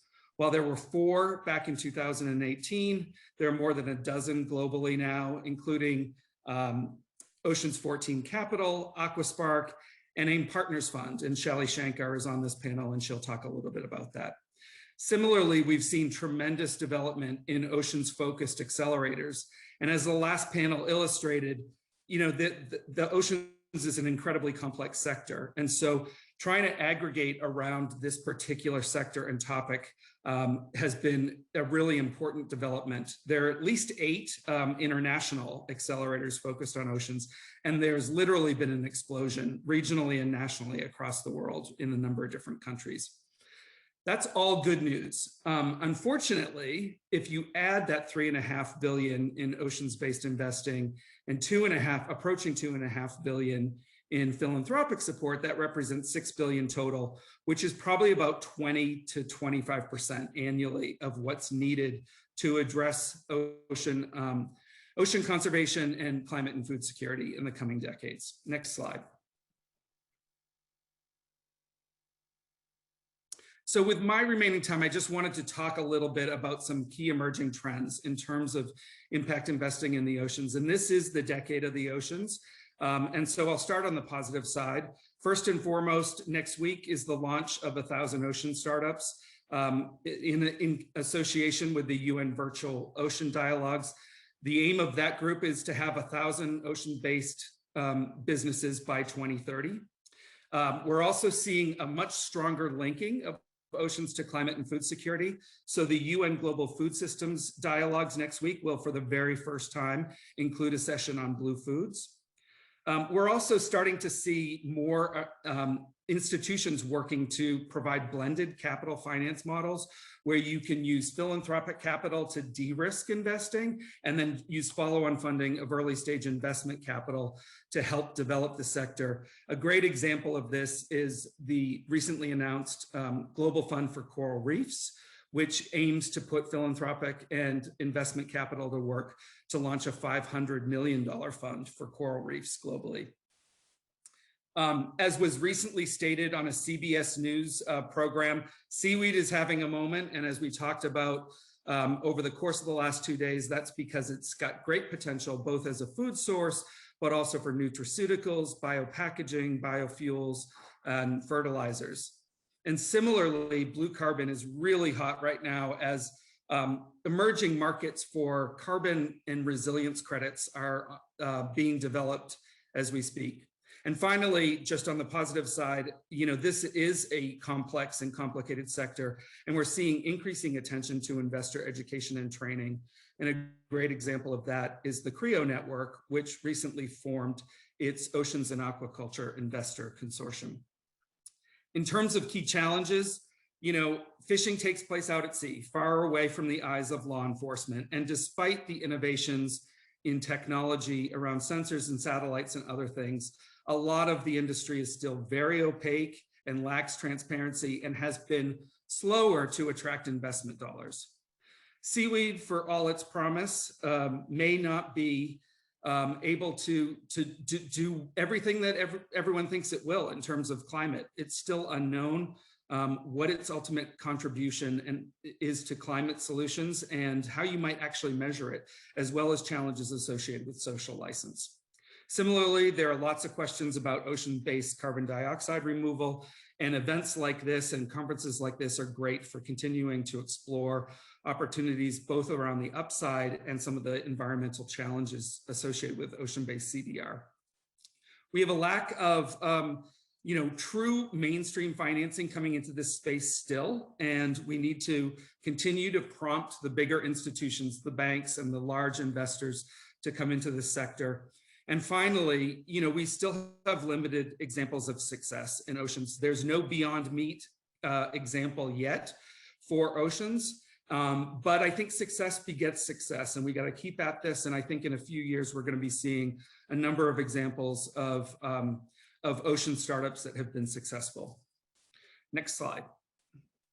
Finally, just a short word. Mark introduced me as part of the Walton universe.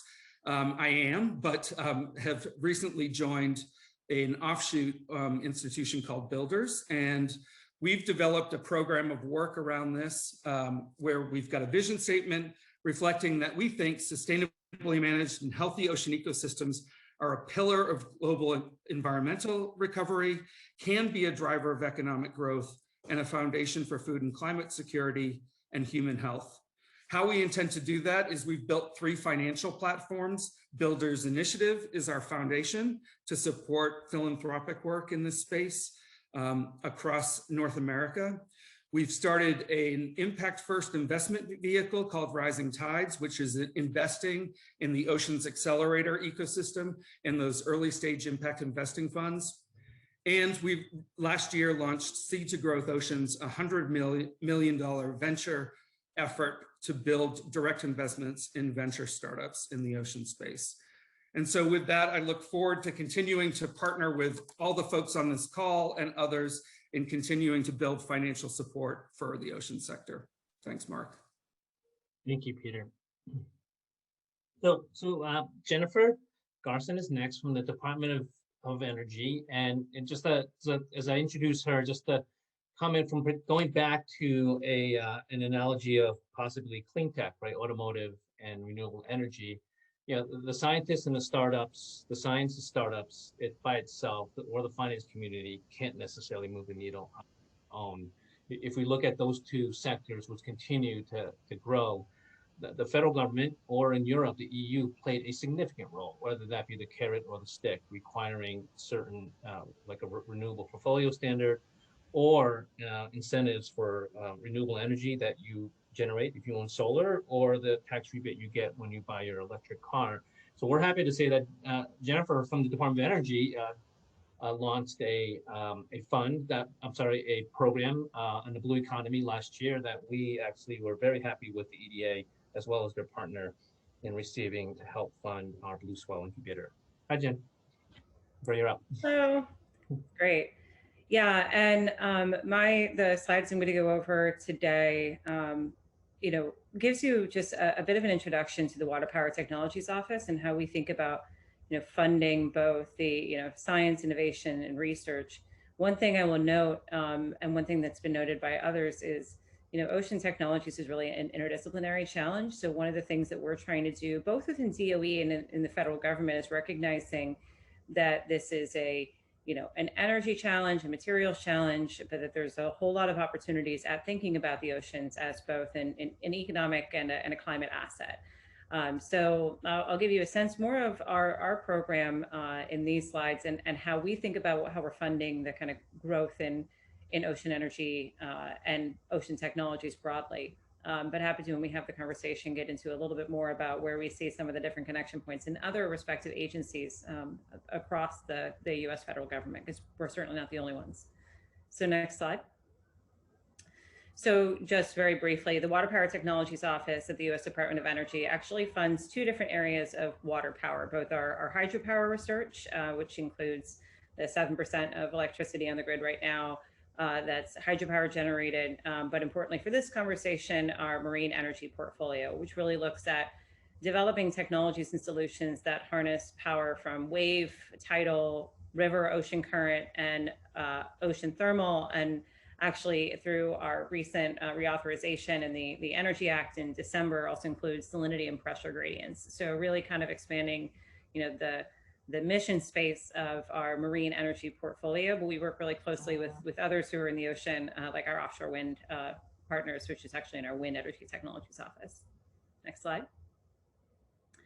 And so when we think about water power from a U.S. federal government perspective, and particularly for the Water Power Technologies Office, we think about this, both from a gigawatts perspective, how do you get a lot of electrons on the grid, and then also from a watts perspective. And this is really where, the initiative that we launched in the last couple of years, our Powering the Blue Economy initiative, is really looking at that watts to kilowatts, both how do we power the ocean observing systems necessary to map and understand our ocean, how do we think about the delivery of fresh water applications at a kilowatt scale through desalination, and kind of everything in between, including looking at the future of ocean energy further out from commercialization right now. There's been some really exciting developments, particularly in Europe, but even today we were doing a swap out of turbine blades for a tidal turbine that's actually in a river right outside of New York City.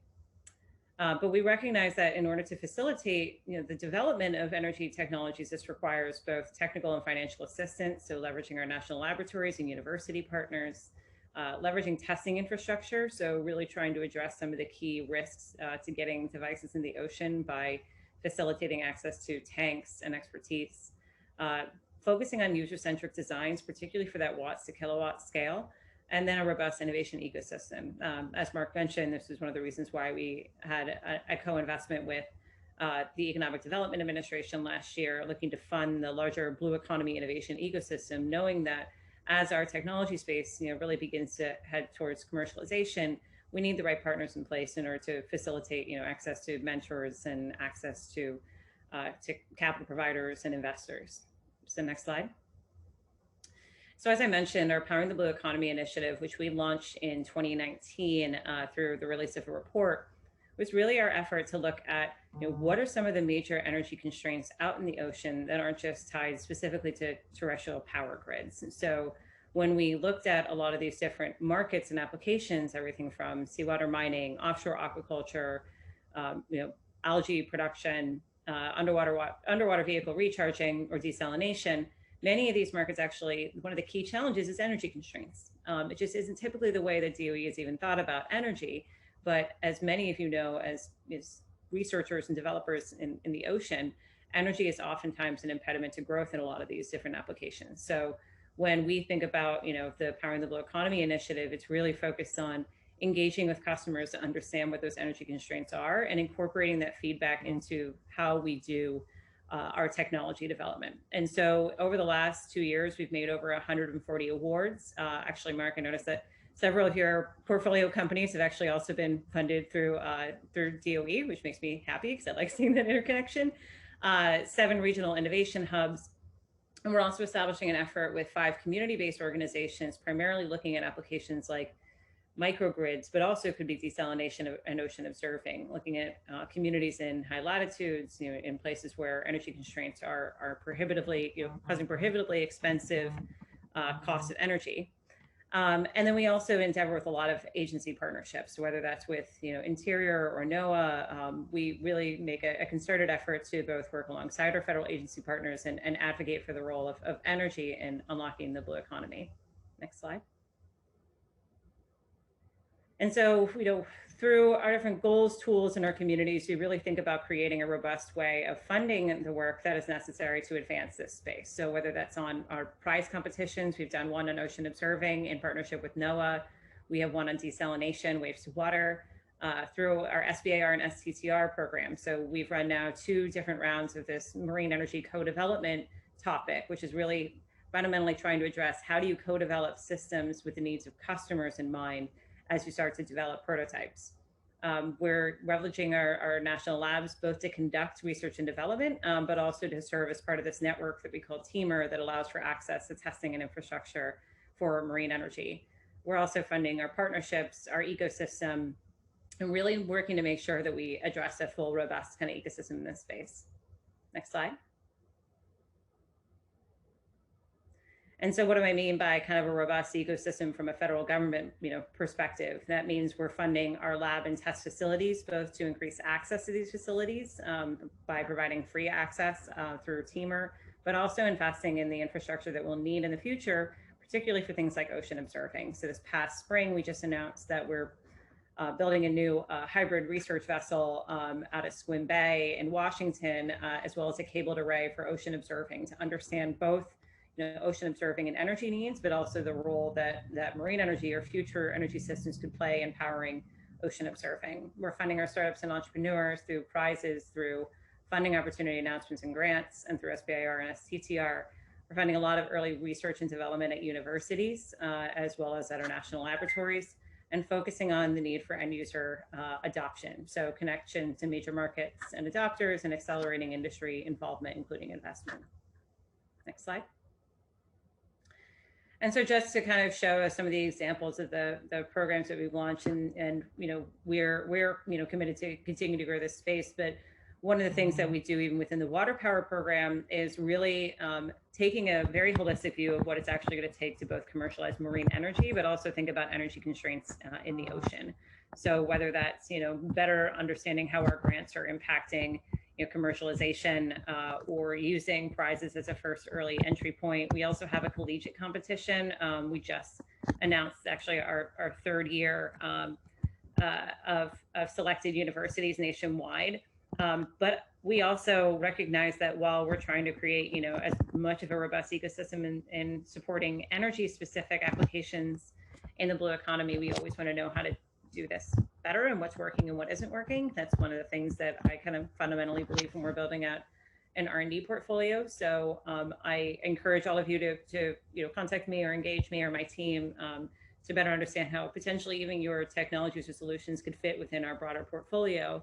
And increasingly our team is really trying to both create more momentum around the recognition that ocean energy and ocean technology solutions are an interdisciplinary challenge that requires better management, even on the federal government perspective, at kind of demystifying the way that we're funding both this work and committing to a kind of all of government approach when it comes to the ocean. So with that, I'll turn it back over to Mark, and looking forward to the conversation. Thank you, Jennifer. Next up is Paul Bungie from Conservation X Labs. So Conservation X Labs is a great example of this new role of open innovation, where it's not necessarily linear on what your outcome might be, where a lot of times you just start out with saying, I have a problem. And then the joke that we hear a lot in these type of events is just go out to the audience, particularly the younger students, and say, it can't be done, and then see what happens. Paul, you're up. Thank you. Thanks, Mark. This is fantastic, and it's great to see so many friends and colleagues, both on the panel and elsewhere. This has been a great day so far, and I'm really excited to share some of our approach to how we sort of source, develop, and ultimately scale up how you finance the development of real solutions to some of these big challenges. So I got a few slides just to show you a little bit about Conservation X Labs and how we approach the future of conservation in particular. Next slide. I don't think I have any control. Next slide, please. We're focused squarely on the period of change with respect to biodiversity that we're sitting in right now, the advent of a potential sixth mass extinction. And just while most of the time we think about extinction on land, we know of the previous 5 mass extinctions in Earth's history because of marine life. It was the loss of marine species that drove the Permian, the Ordovician, and even the most famous end Cretaceous extinction, where we think of losing the dinosaurs, but we also lost ammonites and all of the reef building bivalves that created massive biodiverse ecosystems then. Next slide. So at Conservation X Labs, our mission is to prevent the 6th mass extinction, to reach the scale of this crisis with the scale of potential that there is in new innovative solutions, products, business models that can actually help us undermine, replace, and circumvent the drivers of extinction, the things that are leading to this. Next slide, please. To do that, we recognize that this extinction crisis is really one of exponential scale. Therefore, we need revolutionary solutions, not just evolutionary ones. It's not enough to just keep poking away at what we've done. And I think some of the examples you've heard that Mark and Jennifer gave, for example, some of the things that Peter described in terms of just in investment scale up is demonstrative of the capacity that we have with an innovation mindset to actually create some of these revolutionary solutions that will meet the scale of the crisis. The great thing about that is the causes, these underlying drivers of extinction are very often the sort of core elements of human economic activity. And we've already heard all about this, be it trade, be it energy, be it food systems. So if we can think about opportunities for reimagining and reinventing those systems and replacing them with sustainable approaches, we can do two things. One, we can help protect biodiversity.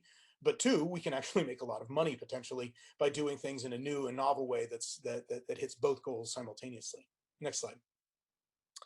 Like I said, really what we focus on then are these underlying drivers, not just the symptoms. So rather than putting up another fence, which is really important, we also want to understand why it is that people are in the first place going out and harvesting wild fish, for example. So replacements, Mark gave a great example of of alternative proteins and alternative feeds for aquaculture. These are exactly the sorts of things that can help replace the driver that is wild-caught fishing, for example. Next slide. How we do this.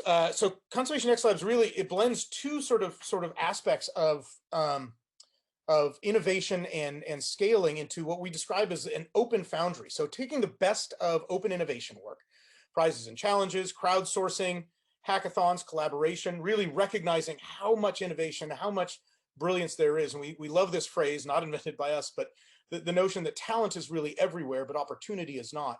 And with open innovation programs, you can actually enable people to come into that ecosystem and give them the opportunity to share their brilliance and work on something. And then we combine it with essentially a startup studio or startup foundry activities, directed innovation, where we actually build in our labs. We support entrepreneurs directly with novel intelligence and impacts, and then connecting to the types of financial mechanisms that are really necessary. Peter talked about blended finance. This is really that entire pipeline of philanthropic funding that can support early stage ideas, but almost always moving into a space where they need direct investment to help scale these up. And like I said, really become a part of the core of economic growth. Not a philanthropic or a charitable effort forever and ever, but rather capitalizing on the fact that there is demand for better products. There is demand for new solutions. Next slide. So I want to go very quickly through 3 examples of how we do this and how the kind of financing elements work differently in each of them. The first is an example of how we are engineering enforcement. Next slide. And this, next slide, this really takes, we started out looking at this question of traceability, transparency. You've already heard all of this in fishing, and recognizing that in the United States, about a third of all seafood is mislabeled. One of my favorite stats is that when you're at red snapper, you're approaching 90% of red snapper is some other fish other than the 12 species that FDA says you can label as red snapper, which is fairly remarkable considering just how much there is that's sold under these labels in the US. But where in the supply chain does this fraud or mislabeling or changing happen? Next slide. Well, one of the biggest problems is, of course, that even while we're importing something above 60%, you often hear the 80% number, but it's at least above 60% of seafood imported into the United States, we're not inspecting but 1% of it. And what that leads to is ultimately more than $25 billion in costs to consumers, just in lost value. You can imagine that lost value also is lost to fishers, particularly those places trying to sustainably fish places. But there's now increasing enforcement actions and legal mechanisms by which you can actually be fined up to $250,000 or even put in jail for knowingly, fraudulently importing mislabeled seafood. So there's lots of incentive for knowing what is on your plate. Next slide, but very little technology. So we began a few years ago recognizing that without just looking at something, what could the genes, what could the DNA inside of that fillet of fish, let's say, or what is sitting inside that container that you're looking at? What does that tell you about what it is, and how quickly could it do it?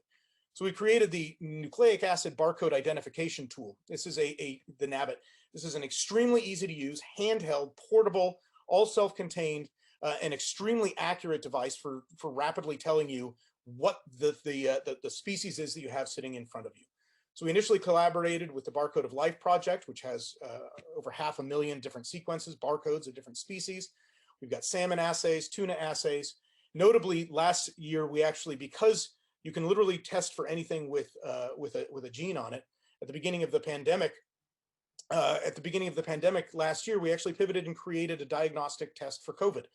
So this now is actually better than rapid antigen tests. It's the equivalent of what you'd get with a PCR test, but in less than 30 minutes, and you can take it wherever you want. You can take this to a homeless encampment, for example.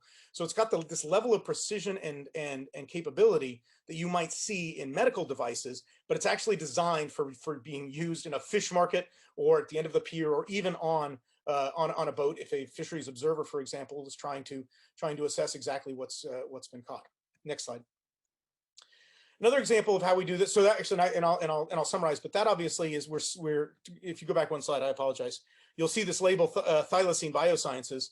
We're actually spinning this out as a company, and it's taken. We've financed this with a lot of non-dilutive monies from various sources that we're extremely proud of. But also now we are spinning this out and taking on investors as we speak. So this is one of those examples of blended finance where we can actually get to scale and see massive markets associated with it. Next slide. Next example is around engineering replacements. How do we just fundamentally replace the things that are present? Next slide. The very first challenge competition that we ran was called the Blue Economy Challenge with the Australian government. And then that followed by a sort of rapid accelerator program with WWF focused on re-engineering aquaculture for sustainability. And I won't go through all of this, but of course, prizes and challenges are one of these remarkable methods for identifying the needle in the haystack, the brilliant solution that people haven't thought of, and giving them a goal to move forward. Next slide. One that we identified had to do with replacing shrimp. All right, and this is an image of the bycatch above that board for that small amount of shrimp that was caught. This is a particular boat off of Nicaragua, but usually we're seeing massive quantities of bycatch. In this case, it was well over 80%. For shrimp. Of course, shrimp has other problems. If it's farmed, it very often leads to mangrove deforestation. You often leads to disease expansion. And of course, we know about all the human tolls, including everything up to including slavery that happens on some of these boats. So what happens if we can replace that shrimp with something better? Next slide. This is where we get into things like plant-based and alternative meats that become a real opportunity. New Wave Foods, who I'm sure many of you have heard of, was a member of this Oceans X Labs Accelerator early on, back when it was just the two founders, and we helped get them started up on their feet, showing them some of the entrepreneurial opportunities and connecting them with the investors and funders that would be needed to turn them into a great company. Last year, they closed a deal with Tyson's that has led to massive production, and they're growing rapidly now, making this new completely vegan, completely kosher shrimp alternative that can help us actually stave off those underlying drivers of extinction that include mangrove deforestation, bycatch, etc. Next slide.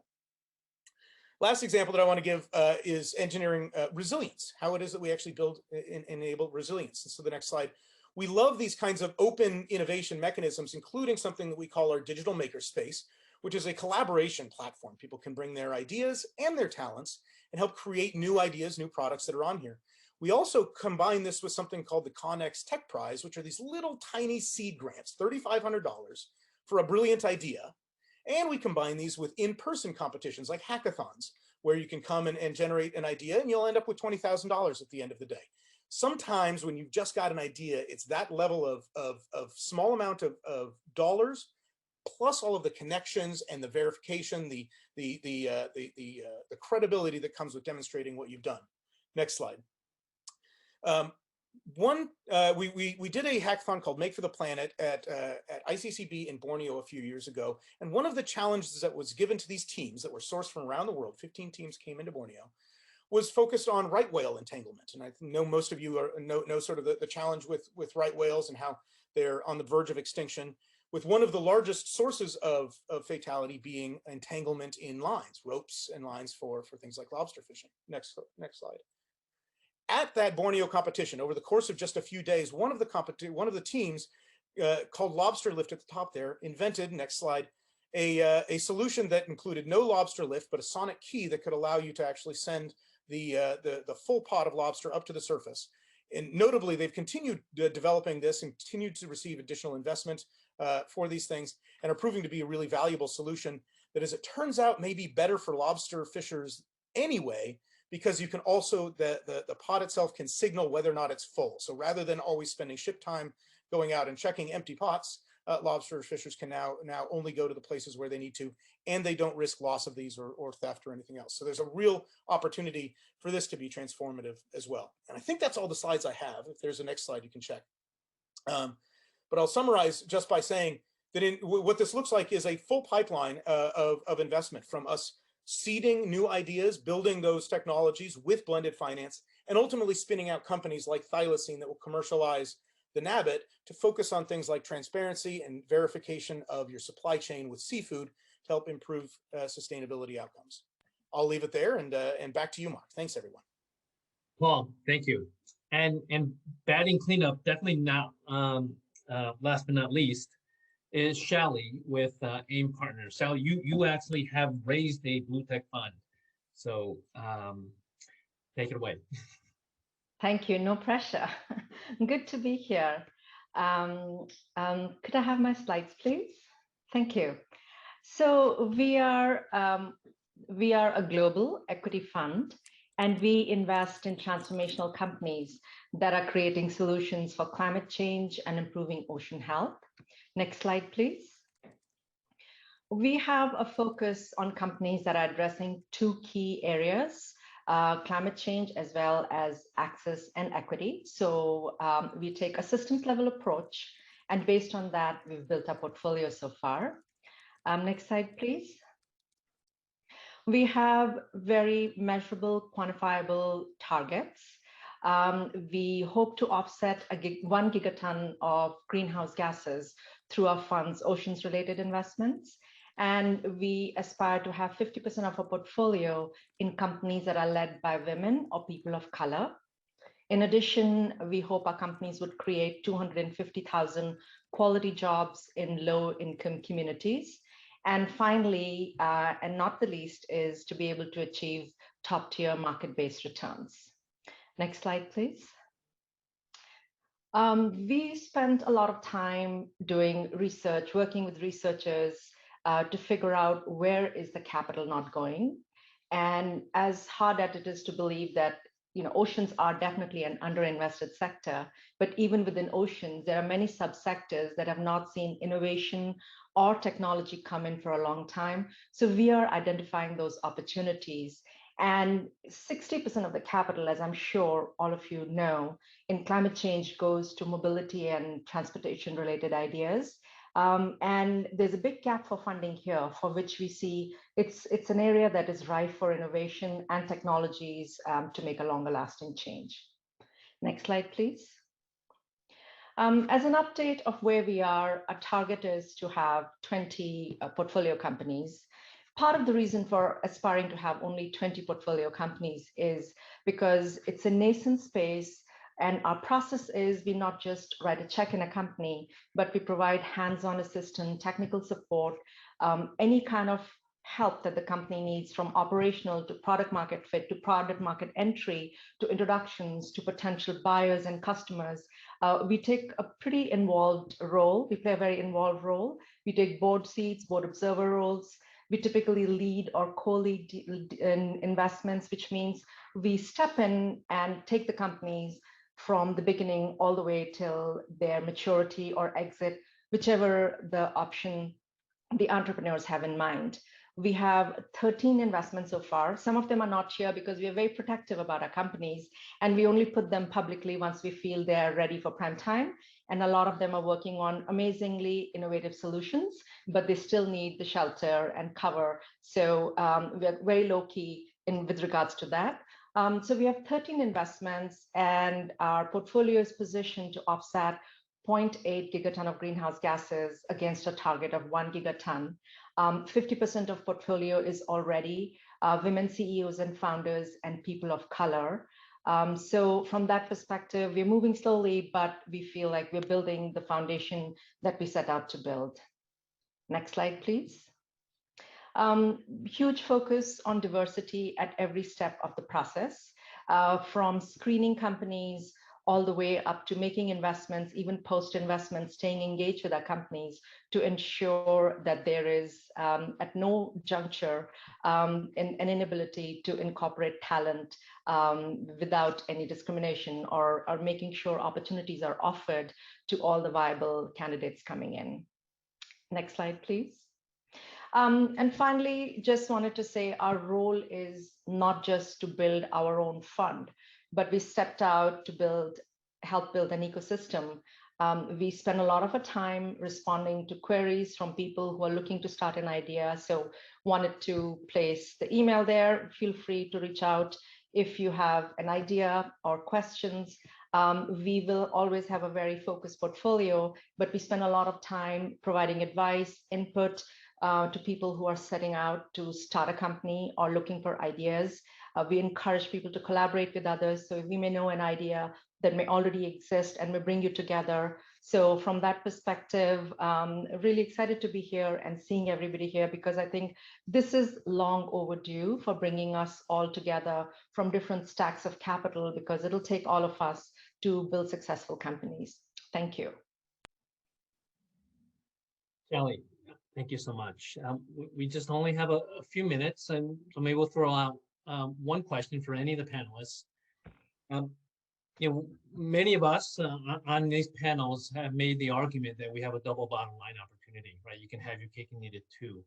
And that, once again, is analogous to maybe what you've seen in some other sustainability venture-based sectors. There's a third angle, which is the triple bottom line. Can we create resilient working class jobs that are sustainable and resilient, meaning that they're stable? So I mean, my question, I guess, is that in the panel is that getting some traction, or is there still a view of, I don't believe it, this is just a sector that we still think that we should possibly just donate, and there isn't a double or even triple bottom line? I'm happy to say that, well, I think, no, I think there's every opportunity. I think, and in fact, when you look at the amount of money that's in the sort of realized ocean economy, it's a fraction of what theoretically it could be, largely because extraction is free and pollution is free, or close to, right, in sort of marginal terms. But by the other token, there's no way for us to accomplish what we want to without large sums of capital going in and coming out and creating the good jobs that are needed, right? This is, as long as something like the ocean is merely charity, it will remain a small part of the global economy. And I think the efforts that you've heard even earlier today to create new products and new companies are phenomenally demonstrative of just how much blue space there is still to fill in and create real triple bottom line companies that scale. So Paul, my thought, you focused on traceability. Maybe that's an example, right? NOAA wants, as part of a policy goal, is to reduce our seafood trade deficit. Our seafood in the EEZ is heavily regulated. It's not perfect, but it's definitely, at least it's regulated, right? And there's a rule of law.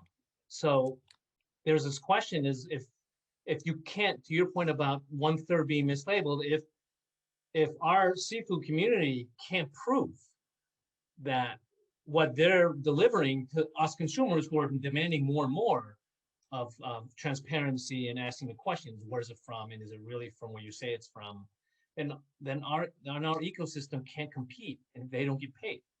So right, so that it's an example that is directly, it's not from just the obvious is the environmental benefit of tackling IUU through traceability and transparency, but the economic angle is it levels the playing field for our seafood community, which has to follow rules and is regulated. And producers, right? I mean, be you Palau or Kiribati, who want to be able to protect their areas and sell sustainably produced or caught fish, or New Zealand or Norway, who produce sustainably farmed salmon, and they don't want that undermined by other farm salmon, right? So you're absolutely right. There's every opportunity for innovation to fill in those gaps. And there's money being made. Let's make sure it's captured in a sustainable way.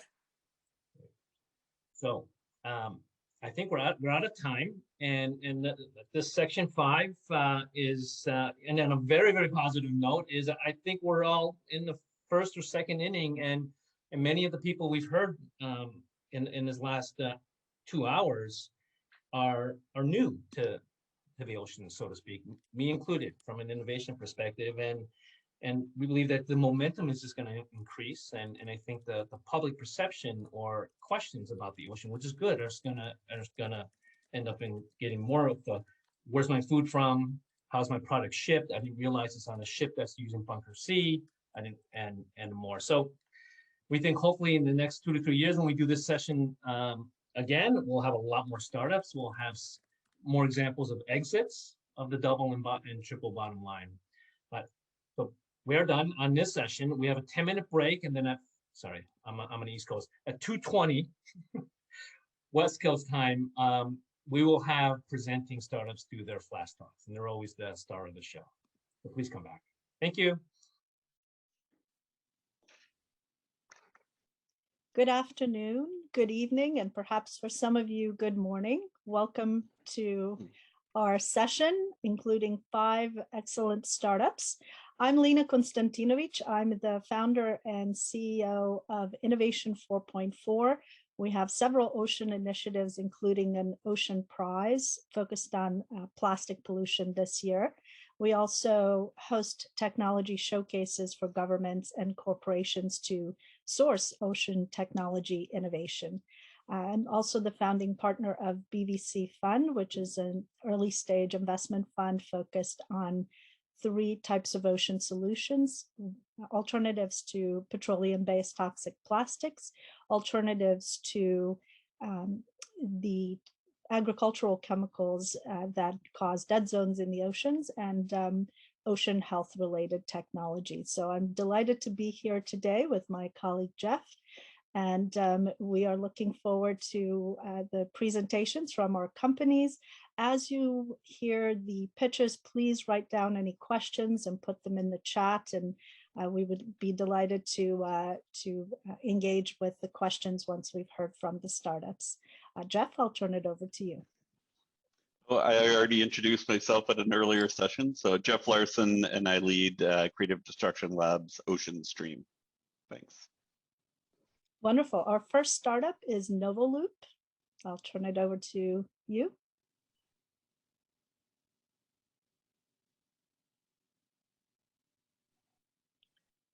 She hasn't logged in yet, so why don't you go to the second one? Go ahead. Okay. Do we and have? We'll come back to Novoloop when we find Miranda. Sounds great.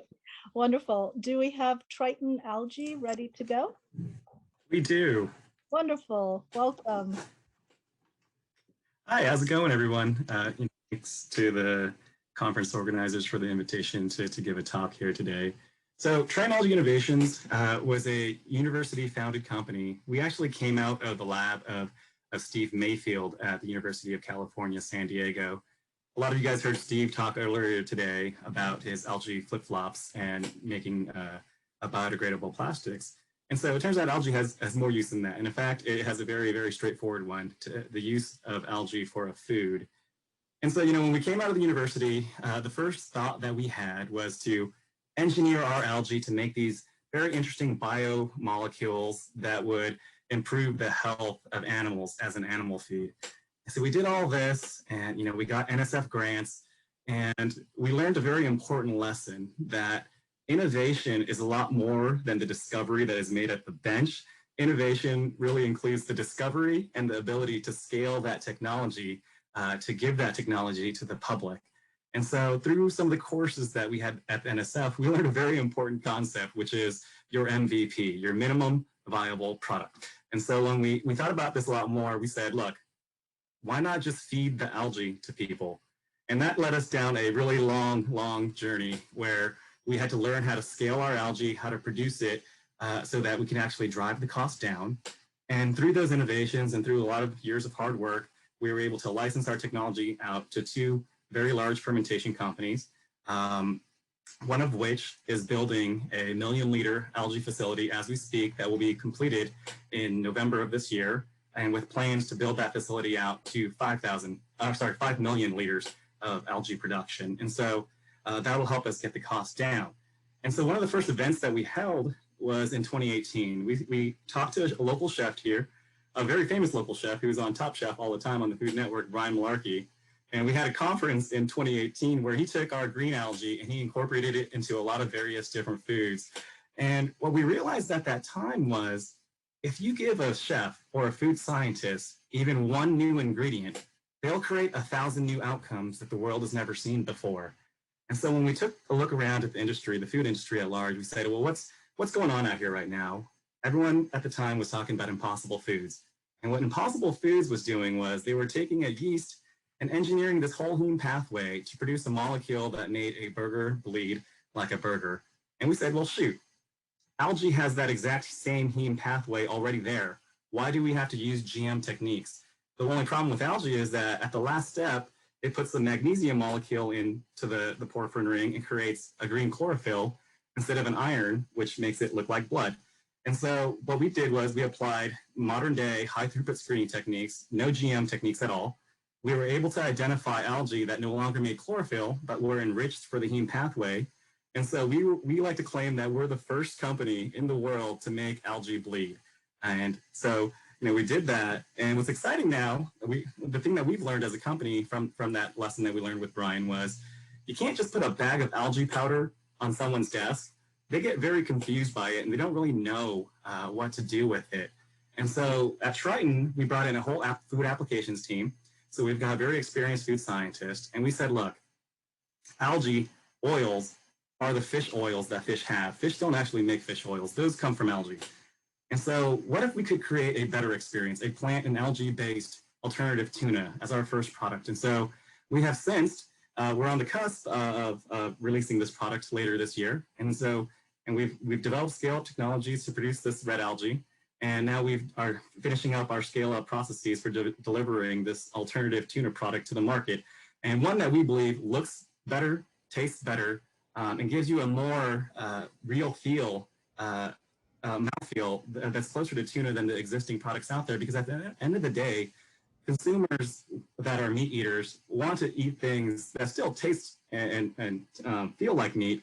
They just want to, but they want to be more environmentally conscious. And so we were giving them that ability. And so it's much in line with what Impossible Foods or even Beyond Meats is doing, but we're doing it in the plant-based world, and we're applying technology. And again, we believe that the more ingredients that we can bring to market, the more likely we are to create experiences that mimic the real animal experience. But we're limited today.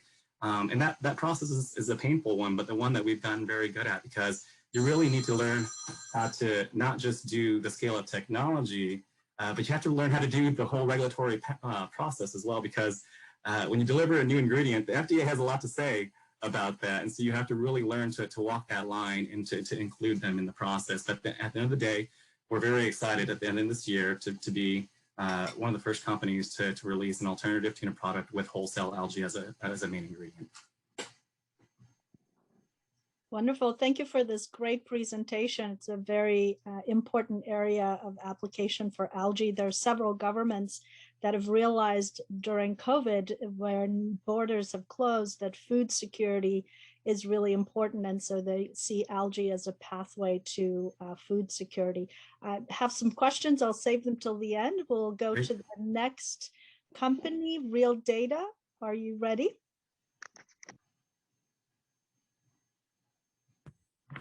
Absolutely. Can you hear me? We can. Go ahead, Matt. Great. Hi, everybody. Thanks for having me here. So I'll just jump right into it and speak about Real Data and the things we're doing to help the aquaculture industry scale. We founded out of university 2 years ago in Halifax, Nova Scotia here in Canada.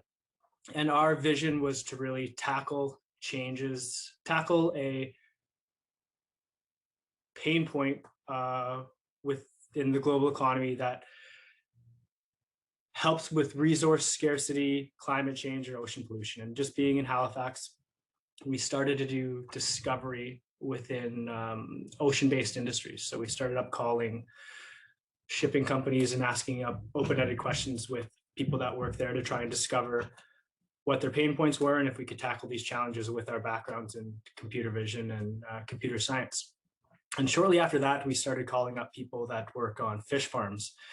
And it was in every single call that they had stated that they struggle to understand how much their fish weigh, how much to feed their fish, how hungry they are, or the current state of health and welfare. And the more we dug into this industry, the more we understood that it matched with our backgrounds and our passions with helping create a more sustainable future. I don't know if everybody here knows too much about the aquaculture industry, but farming fish is twice as carbon efficient as farming poultry, and over 10 times more carbon efficient than farming beef. So after speaking with these farms, we were able to partner with a local land-based aquaculture company in Nova Scotia to build out products that tackled these 3 pain points: sizing fish underwater, understanding hunger or automatic feeding systems, and methods to determine the current state of health and welfare. And over the 2 years since we've incorporated, we ended up even focusing more within this industry. The industry last year went through this paradigm shift in which this technology known as land-based aquaculture, which is where they actually bring the farms which are on the ocean and grow them in these huge facilities on land in these recirculating aquaculture systems. And in these aquaculture systems, it gives the ability for these farmers to finely tune every single environmental parameter to really optimize how fish are grown, as well as eliminating a lot of the challenges associated with ocean-based aquaculture, such as parasites or algae blooms, or even fluctuations in temperature, predators, and things like that. Within this controlled environment, they don't have to deal with that. They have other challenges, which we're helping address. But this industry is able to use things like AI to really finely tune and understand how to feed and manage fish better. And last year, there was this paradigm shift in which the early companies within this industry, such as some of our clients, had made it known that this land-based aquaculture industry, it's actually economical to do this with the technology. So there's a lot of research and development that went on over the last decades for this industry. And last year, all of these private equity funds started dumping money into projects that are going to be in the future for this. So last year, there was 41,000 metric tons of land-based fish being produced. In the next decade, that's going to grow to 2 million metric tons. And they still have the same pain points: how big, how hungry, how healthy are my fish? And we signed with the world's largest in the industry to build out the real first part of this technology, which is automated fish feeding. So going forward, it's really important as us to start commercializing this and scaling it, because this technology has the power to reduce feed loss as well as just grow fish happier and healthier. And as, I guess, a startup within the industry, we realized that focusing on a hyper niche market that's rapidly scaling was really one of the keys to our success. And we ended up just closing a seed round of $2.5 million to really build products and scale this industry that we believe in, that really helps build a sustainable food system. Thank you, Matt. Thank you. Next, we have C-Track. Can you hear me okay? We can. Thank you for the opportunity. I'm happy to be here. I founded the C-Track about 5 years ago to commercialize the technology we developed at Caltech when I was working as a scientist there. Just a brief summary of the C-Track. We have been developing an enabling technology to power the blue economy. We harvest energy from the ocean temperature difference.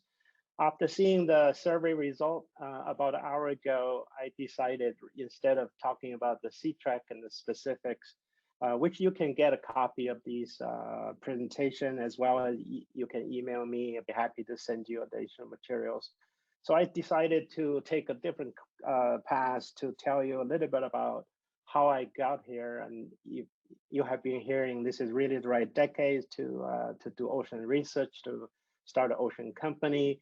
And also you have been hearing all the challenges in ocean technology. Startup is taking a long time, and funding is challenging. So I hope to share a little bit about how I got here, and if I can inspire one person to start a company, maybe I can accomplish my goal today. So I describe my journey in about 3 parts. And my first part is to get my education in oceanography. Like many of you and students and postdoc in the audience, I got my master and PhD in oceanography from Princeton. I spent a couple years as a postdoc at UCLA, and then find my first job in NASA Jet Propulsion Lab working as a scientist. So that's kind of starting my educational experience. So my second path of my career is spent 20 years doing competition ocean modeling and satellite oceanography, develop coastal ocean models, involve a number of different research programs on operational oceanography, helped to launch the first satellite to measure salinity from space.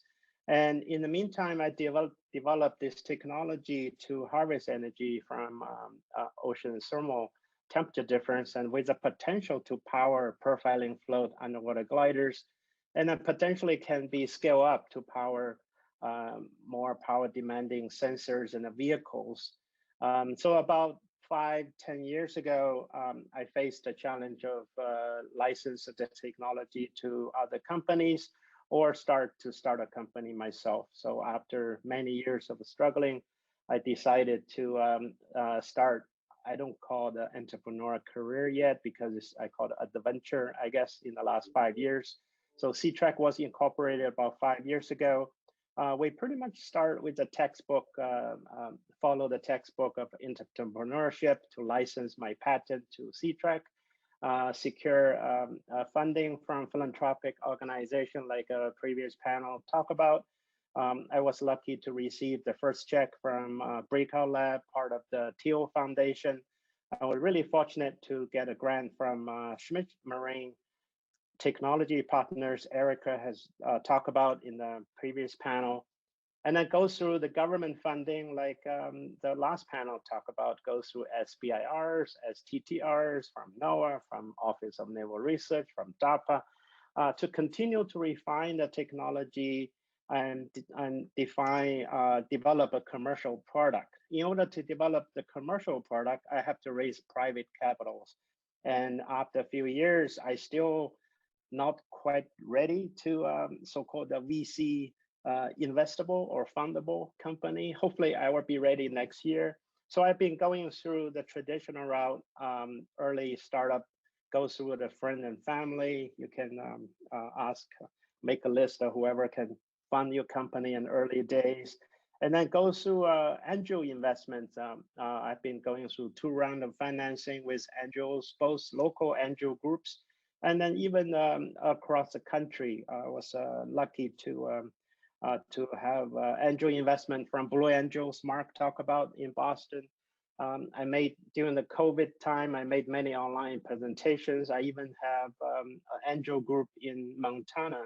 There's 12 investors syndicate investment, participate our 2020 round of equity financing, our seed round financing.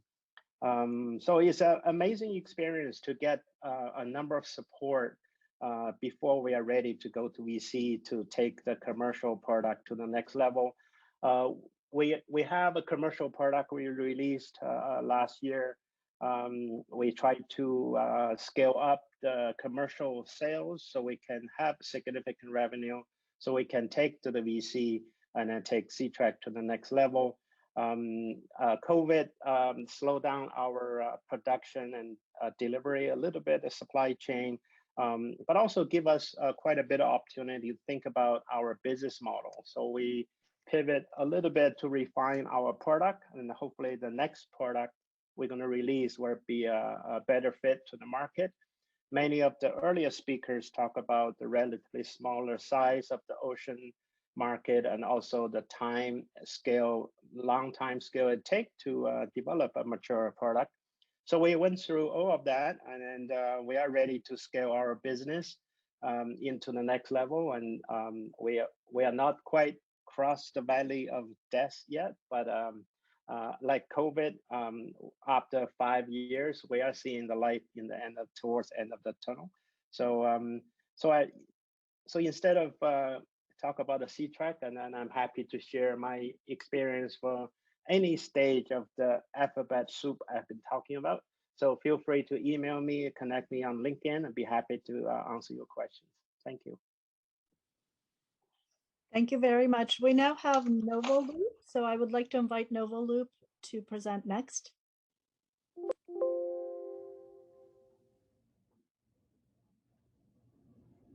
Hi, everyone. Okay, great. Hi, everyone. Hi, Yichao. It was great to hear from you. Hi, everyone. Thank you for having me today. So our story at Novoloop also has a lot of similarities with what Yichao just described earlier. So my name is Miranda Wang. I'm the co-founder and CEO of Novoloop. We are a chemical upcycling technology company based in Menlo Park, California. So just really quickly on what we do, we're solving the problem of plastic waste, namely polyethylene plastic. So I'll hold up an example here. Oh, I have my virtual background on, so this doesn't work. Let me just do this. So we start with plastics that look like this. These are different kinds of shredded up trash bags, black trash bags, white plastic bags, and also you have things like air pillows from shipping waste. But polyethylene is a really broad category of plastics, is the most common plastic if you combine both high density and low density. And this plastics really struggle to find recycle markets today because the technologies available to recycle them don't make quality products that have a profitable value proposition. And so we started working on this technology back in 2015. We founded the company and we developed a chemical process to take this type of plastic feedstock where we break it down into chemical building blocks. You probably heard this language a lot in different places, but we're not a plastic to oil technology, we're plastic to chemical technology as the first step. And the chemicals we make, they are monomers that look like white chemical powders. And then what we do, we initially stopped there and we're trying to commercialize the chemicals, but realized that we needed to actually vertically integrate one step further for the business to be a profitable one. And so we ended up taking these chemicals and developing performance materials. So I'll just hold this up real quick. We produce materials in big chunks. They look like this, but in reality, they're sold in granules that look more like this. And these materials, when molded, they're high performance materials that would go into making shoes, cars, apparel. And so from a price standpoint, they're 50 times higher in value than the plastic waste from which we start. They're also specialty materials, or they're engineering grade plastic. So we're the only technology in the chemical recycling space that is turning a low value commodity plastic to upcycle it at the end into high value performance polymers.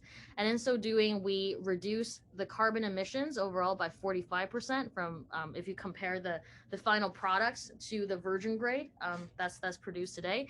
And we also get about 50% post-consumer recycled content into that material while achieving virgin quality on it. So this technology, kind of where we are right now, is we're also in a similar stage at Yichao in that we are right at this kind of the intersection of what you would call kind of seed, where raising from angel investors, super angels, and also philanthropic money, and at the bridge of that to what's really venture backable. And the difference I think here is just showing a greater signal, greater quantity in commercial traction, and a higher number of customers who've sampled the material, who have indicated that they want to buy this. And so it's kind of an ongoing spectrum in our development. So a little bit about how we started. Our company, we have two co-founders. So my co-founder, Jeannie Yao, and I founded the company in 2015, but we've actually started working on really recycling innovations since we were in high school together. So it's been many years in the making here. And we have a team of 11 people here in California, focused on really a lot of the R&D, and recently brought on experienced personnel and also sales and marketing. Resources we've tapped into along the way include, initially we actually got our first funding from an accelerator program, SOS Ventures. And after that, some more funding from the Wharton Network, so cash grants offered to undergrad students through pitch competitions. That's where actually I met Millicent, where through the Ocean Exchange programs there. And we also tapped into, philanthropic funding from also Schmidt Marine Technology Partners at the Schmidt Family Foundation, as well as others. And along the way, there also picked up some governmental grants, like from DARPA.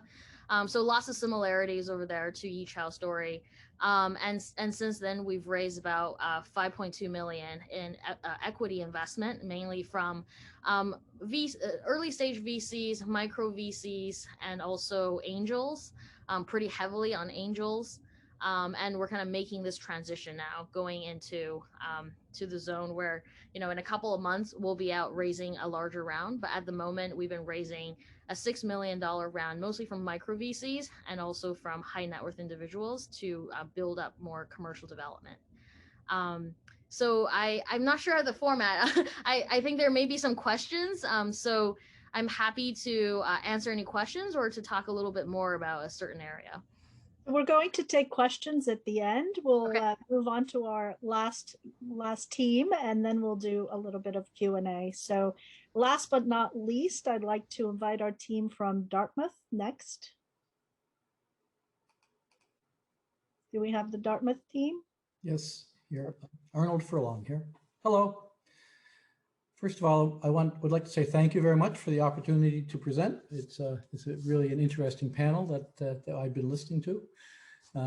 Say hello to Jeff and say hello to Matt. I'm located here in Dartmouth, Nova Scotia, Canada, and doing some real fun things. I'm a mature serial entrepreneur. I've had a couple of companies before this one. That's serial with an S, of course. This company is started a couple of years ago with my own funding. And basically, I started off doing Toad platforms with a previous colleague.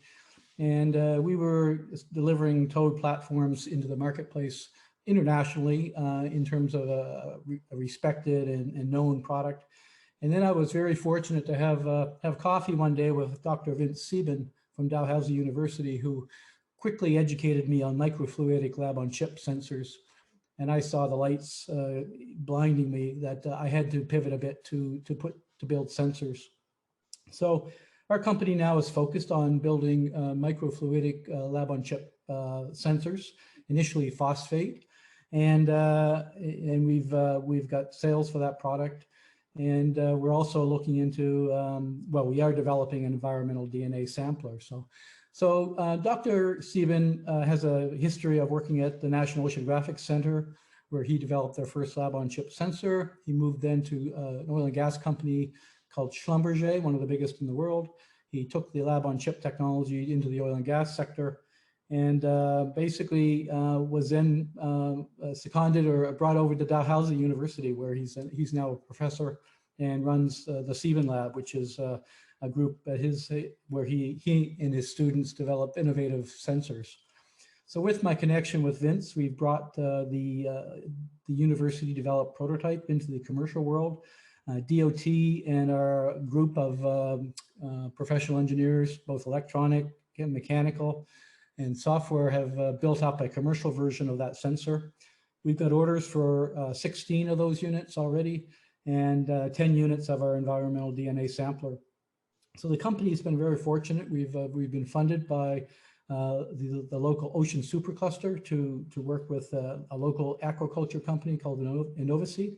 And we've also been largely funded by Novacort to finish the development of the phosphate sensor. So very pleased to report on that support.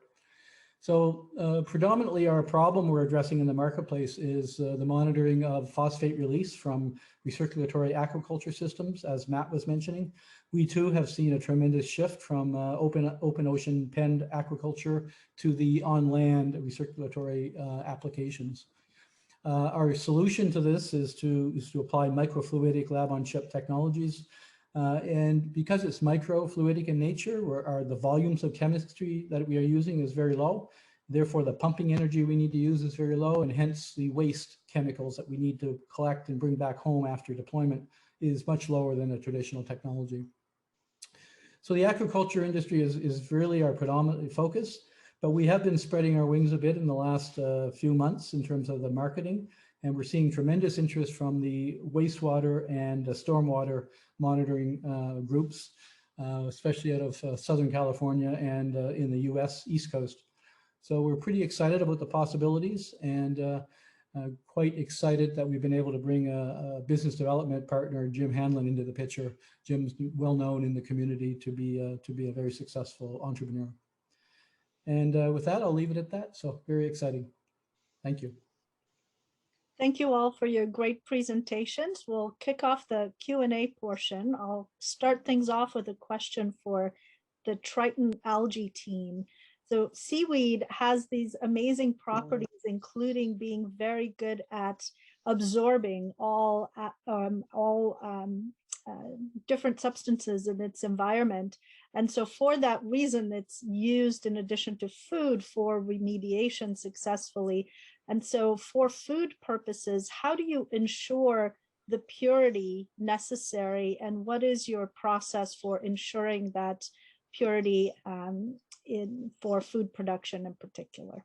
Yeah, that's a great question. So, just to be upfront, the way that we grow our algae right now is through a fermentation process. And so it's grown in stainless steel fermenters, completely contained. We control all the inputs and all the outputs. And so everything that goes in are all food grade chemicals.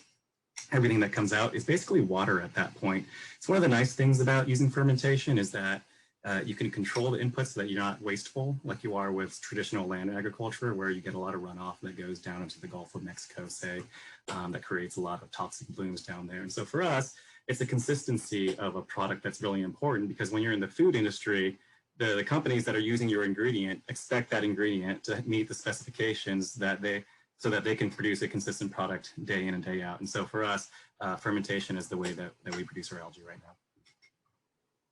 Great, thank you for that. I'll stay with Triton for a moment, and I'm just interested. You're saying you're primarily a B2B, but you're coming out with a first product that will be a consumer product.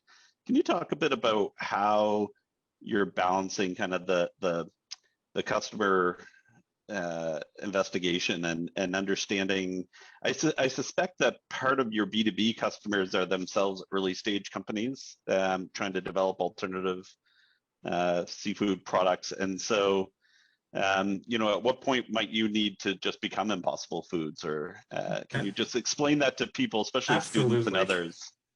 That is a great question. When we took a look at Impossible Foods, one of the things that kind of just drove us nuts was that they created this technology that only they have access to. So all the other food companies that could create other outcomes were not allowed to access that new innovation. And so we said, look, for us, we want to enable not just ourselves, but every company, because the more companies that are involved in this, the faster that we get to a more sustainable solution.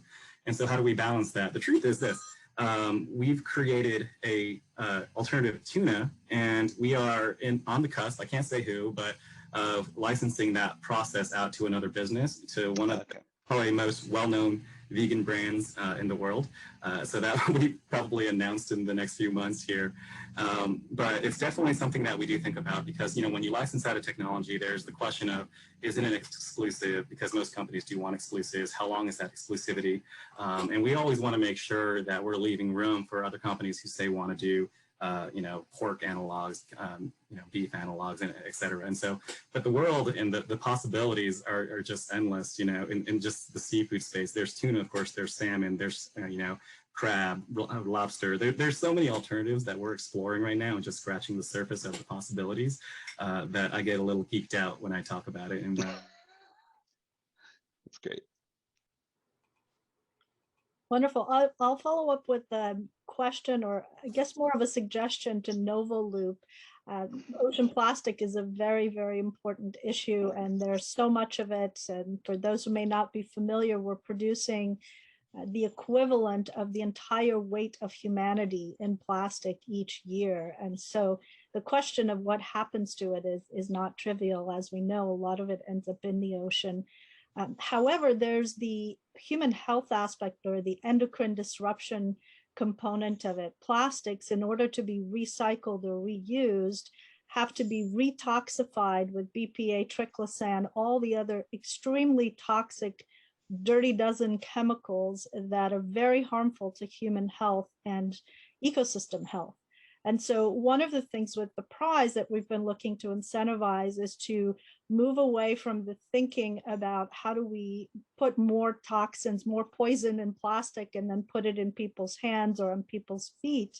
How do we actually make this material benign? Is that possible, and what does that look like? So I would encourage you to think about other ways of utilizing the material that you're sourcing that isn't toxic and isn't harmful to humans and the environment. And that's a big challenge to crack, but I would pose that as something to think about as you evolve your solution, because I think what happens often is the well-intended need to solve for the plastic waste side of the issue ignores or doesn't take into account the human health impacts and the endocrine disruption components that are really critical to truly sustainable solutions.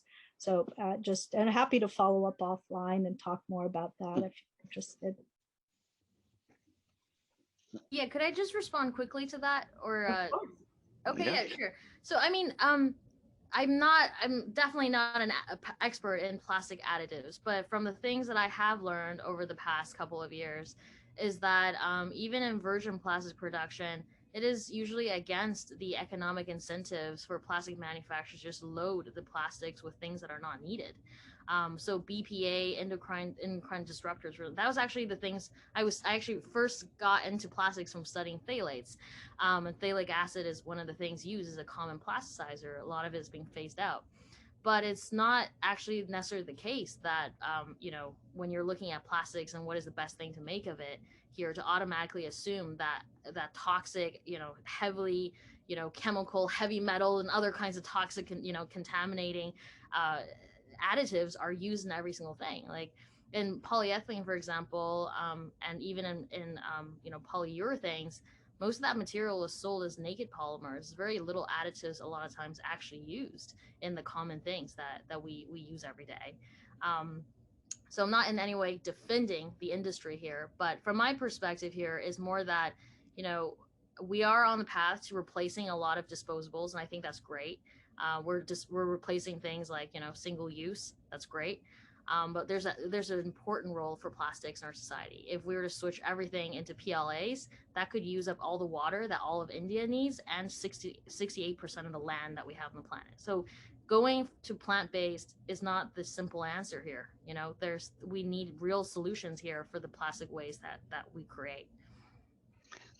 Miranda, so one of the things that I sometimes reflect on is just how hard it is being an entrepreneur and the resilience. And I think, like everybody on this panel, it's clear you have a passion for what you're doing. And for some of the people listening who are thinking about entrepreneurship, it really is fantastic to kind of, those long nights that are really difficult, for it to be what you want to be doing with your life. So that really came through. And what I found was interesting is that you've been wanting to do this kind of work since you were a student in high school.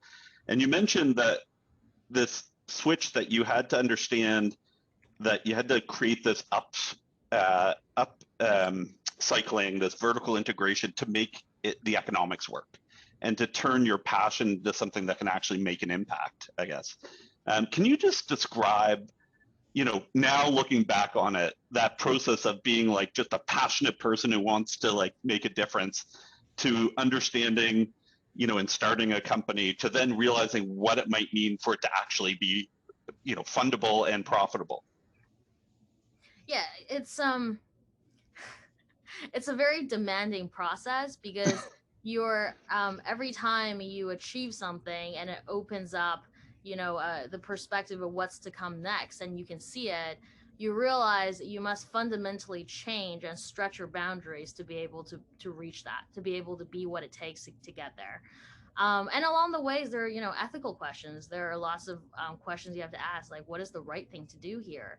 And a lot of the times it's isolating, because everyday people who are not in the position, or who are not looking at the problem with that level of resolution, they don't necessarily, like the simple answer to a lot of things are actually not the same or consistent with the answer to someone who knows a lot of information, that one thing, right? And so it can be really, it gets harder and harder to communicate the why, even though where you started out was just like pure, it's a very pure intention of like, I just want to do good in this space, and I want to do something that is actually going to make a tangible impact right in the right direction. But I think in here is just, it is very hard, and there's definitely the need to be very certain you want to keep going, you want to survive through this, but also just along the way, like a lot of the resources I mentioned, I really feel like here, entrepreneurs create their own luck. The word luck here is just a matter of like, you're going to find that person, whether that's your second person or your 50th person or your 100th person or your 1000th person, right? It's the luck is just which one of that situation it is, and you have to change along the way, right? If you get a bunch of no's, you got to understand why, and a lot of the times, there are real biases in the world, based on who you are, what you look like, how you talk, what you already know, the people you already know, you can do different things, and there are a lot of things that I can't do, but I could bring on people who could do that. Right. So there's a lot of realizations like that could be very hard along the way.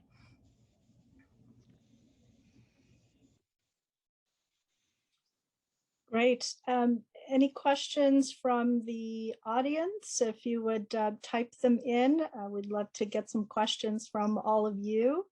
And just a quick note in case some of you are interested in the deep dive on the endocrine disruptors, it actually takes extremely low doses of endocrine disrupting chemicals to really wreak havoc with human health. And so during COVID, now more than ever, affecting the immune system is a really important topic to think about. And so just encourage you to, again, I think what happens often when we are so passionate about solving a certain problem, we don't sufficiently include the breadth of the expertise needed to understand how to design a solution that doesn't create unintended consequences and, solve for one thing, but create 10 other issues. So that's just a general comment for everybody. The more expertise and the more systems view and approach to solving an issue, the more you lessen the chances of unintended consequences as you deploy your solutions.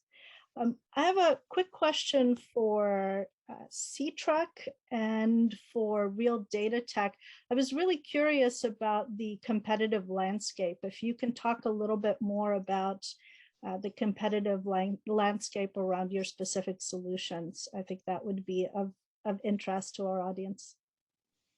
Sure, I'm happy to start. And then we create energy underwater, so we are complementary to many of the renewable energy solution at the surface, like solar and waves and wind. So we are unique in the sense we are providing power in situ. So we are competing with primary batteries, diesel generators, ship logistic to replace batteries at sea. So we kind of in a unique space, and then kind of the three-dimensional ocean to enable data collection at the reducing cost. Can you quickly repeat that question? I just want to make sure I just the competitive landscape. If you can talk about other solutions in your space that you're aware of. Yes. So when we were starting the company, we were working both with ocean-based aquaculture and with land-based fish farms.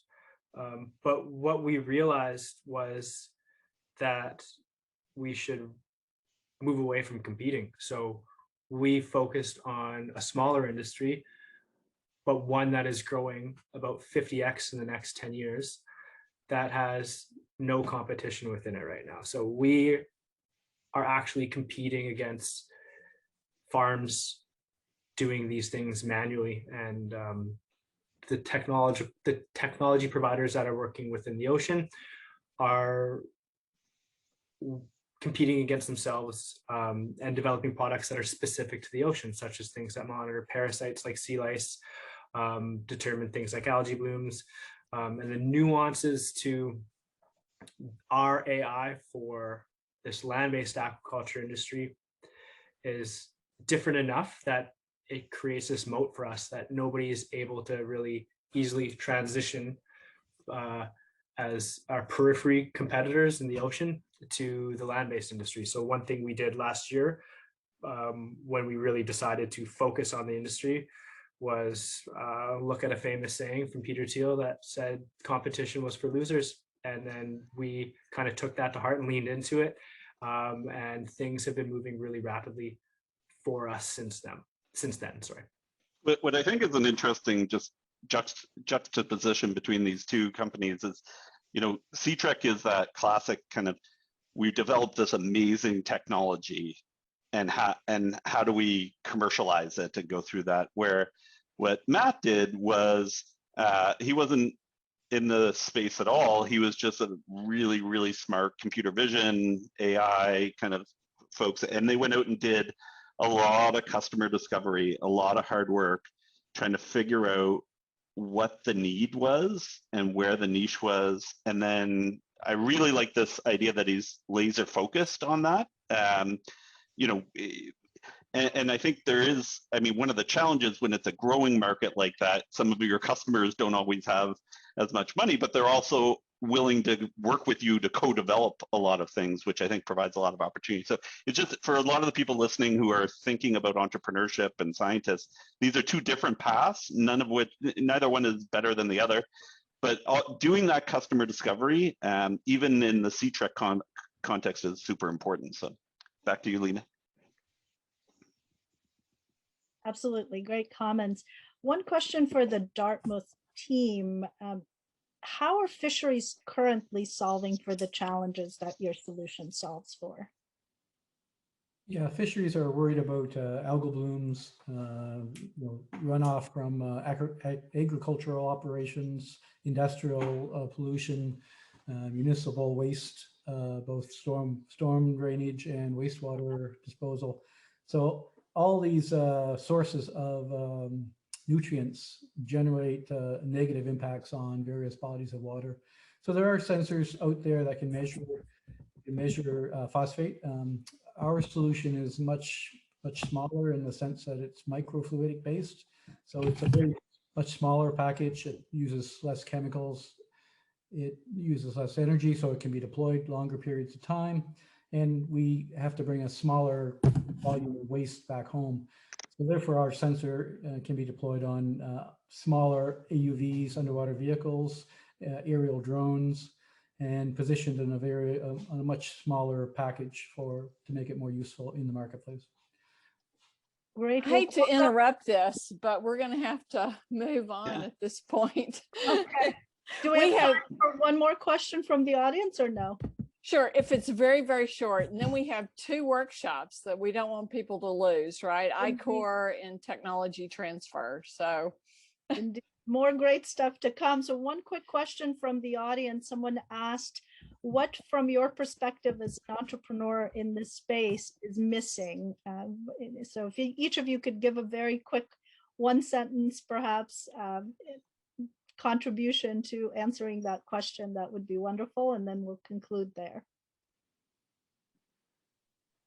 I guess I'll start scalability. I think that after years of being in a company, achieving scale that proves out the tech economics that you have, because we all have great stories of great things we want to do, but if you can't bring it to a scale that matters, then it won't matter. Okay, thank you. Anyone else? I'll jump in and just say it's the people that really make the difference. And we've been very fortunate to find some great people, but I suspect that's going to be a challenge going forward for a lot of companies. Great. I'll jump in. I think there's more startups missing. There needs to be more startups tackling changes within the ocean. And then I think more VCs and funding opportunities will come with that. From our point of view, is funding for early stage, and you have a lot of government funding to develop the technology. You have VC funding on the other end. Is really in between get lost. So I think is so many individual investors, angels, and different philanthropic organizations. Just a lot of people to talk to. As Miranda said, you have to knock 100 doors, and who knows which one is open with candies. Very true. And you know, another thing that we really would benefit from having more is success stories. Success stories that you know are home runs for investors, so that more attention, money is put in the space. The reason everybody is still crazy about software is because it's just so much easier to make money, and everybody's always succeeding there. So we got to bring some successes here. Wonderful. Well, that's a great note to leave it on. I want to thank Jeff, all our presenters, and Millicent for curating this great session. So thank you. It's been a pleasure, and enjoy the rest of the program. Again, there are 2 sessions to choose from: the I-Course session and the technology transfer session. So please find whichever one appeals to you, and enjoy the rest of your day.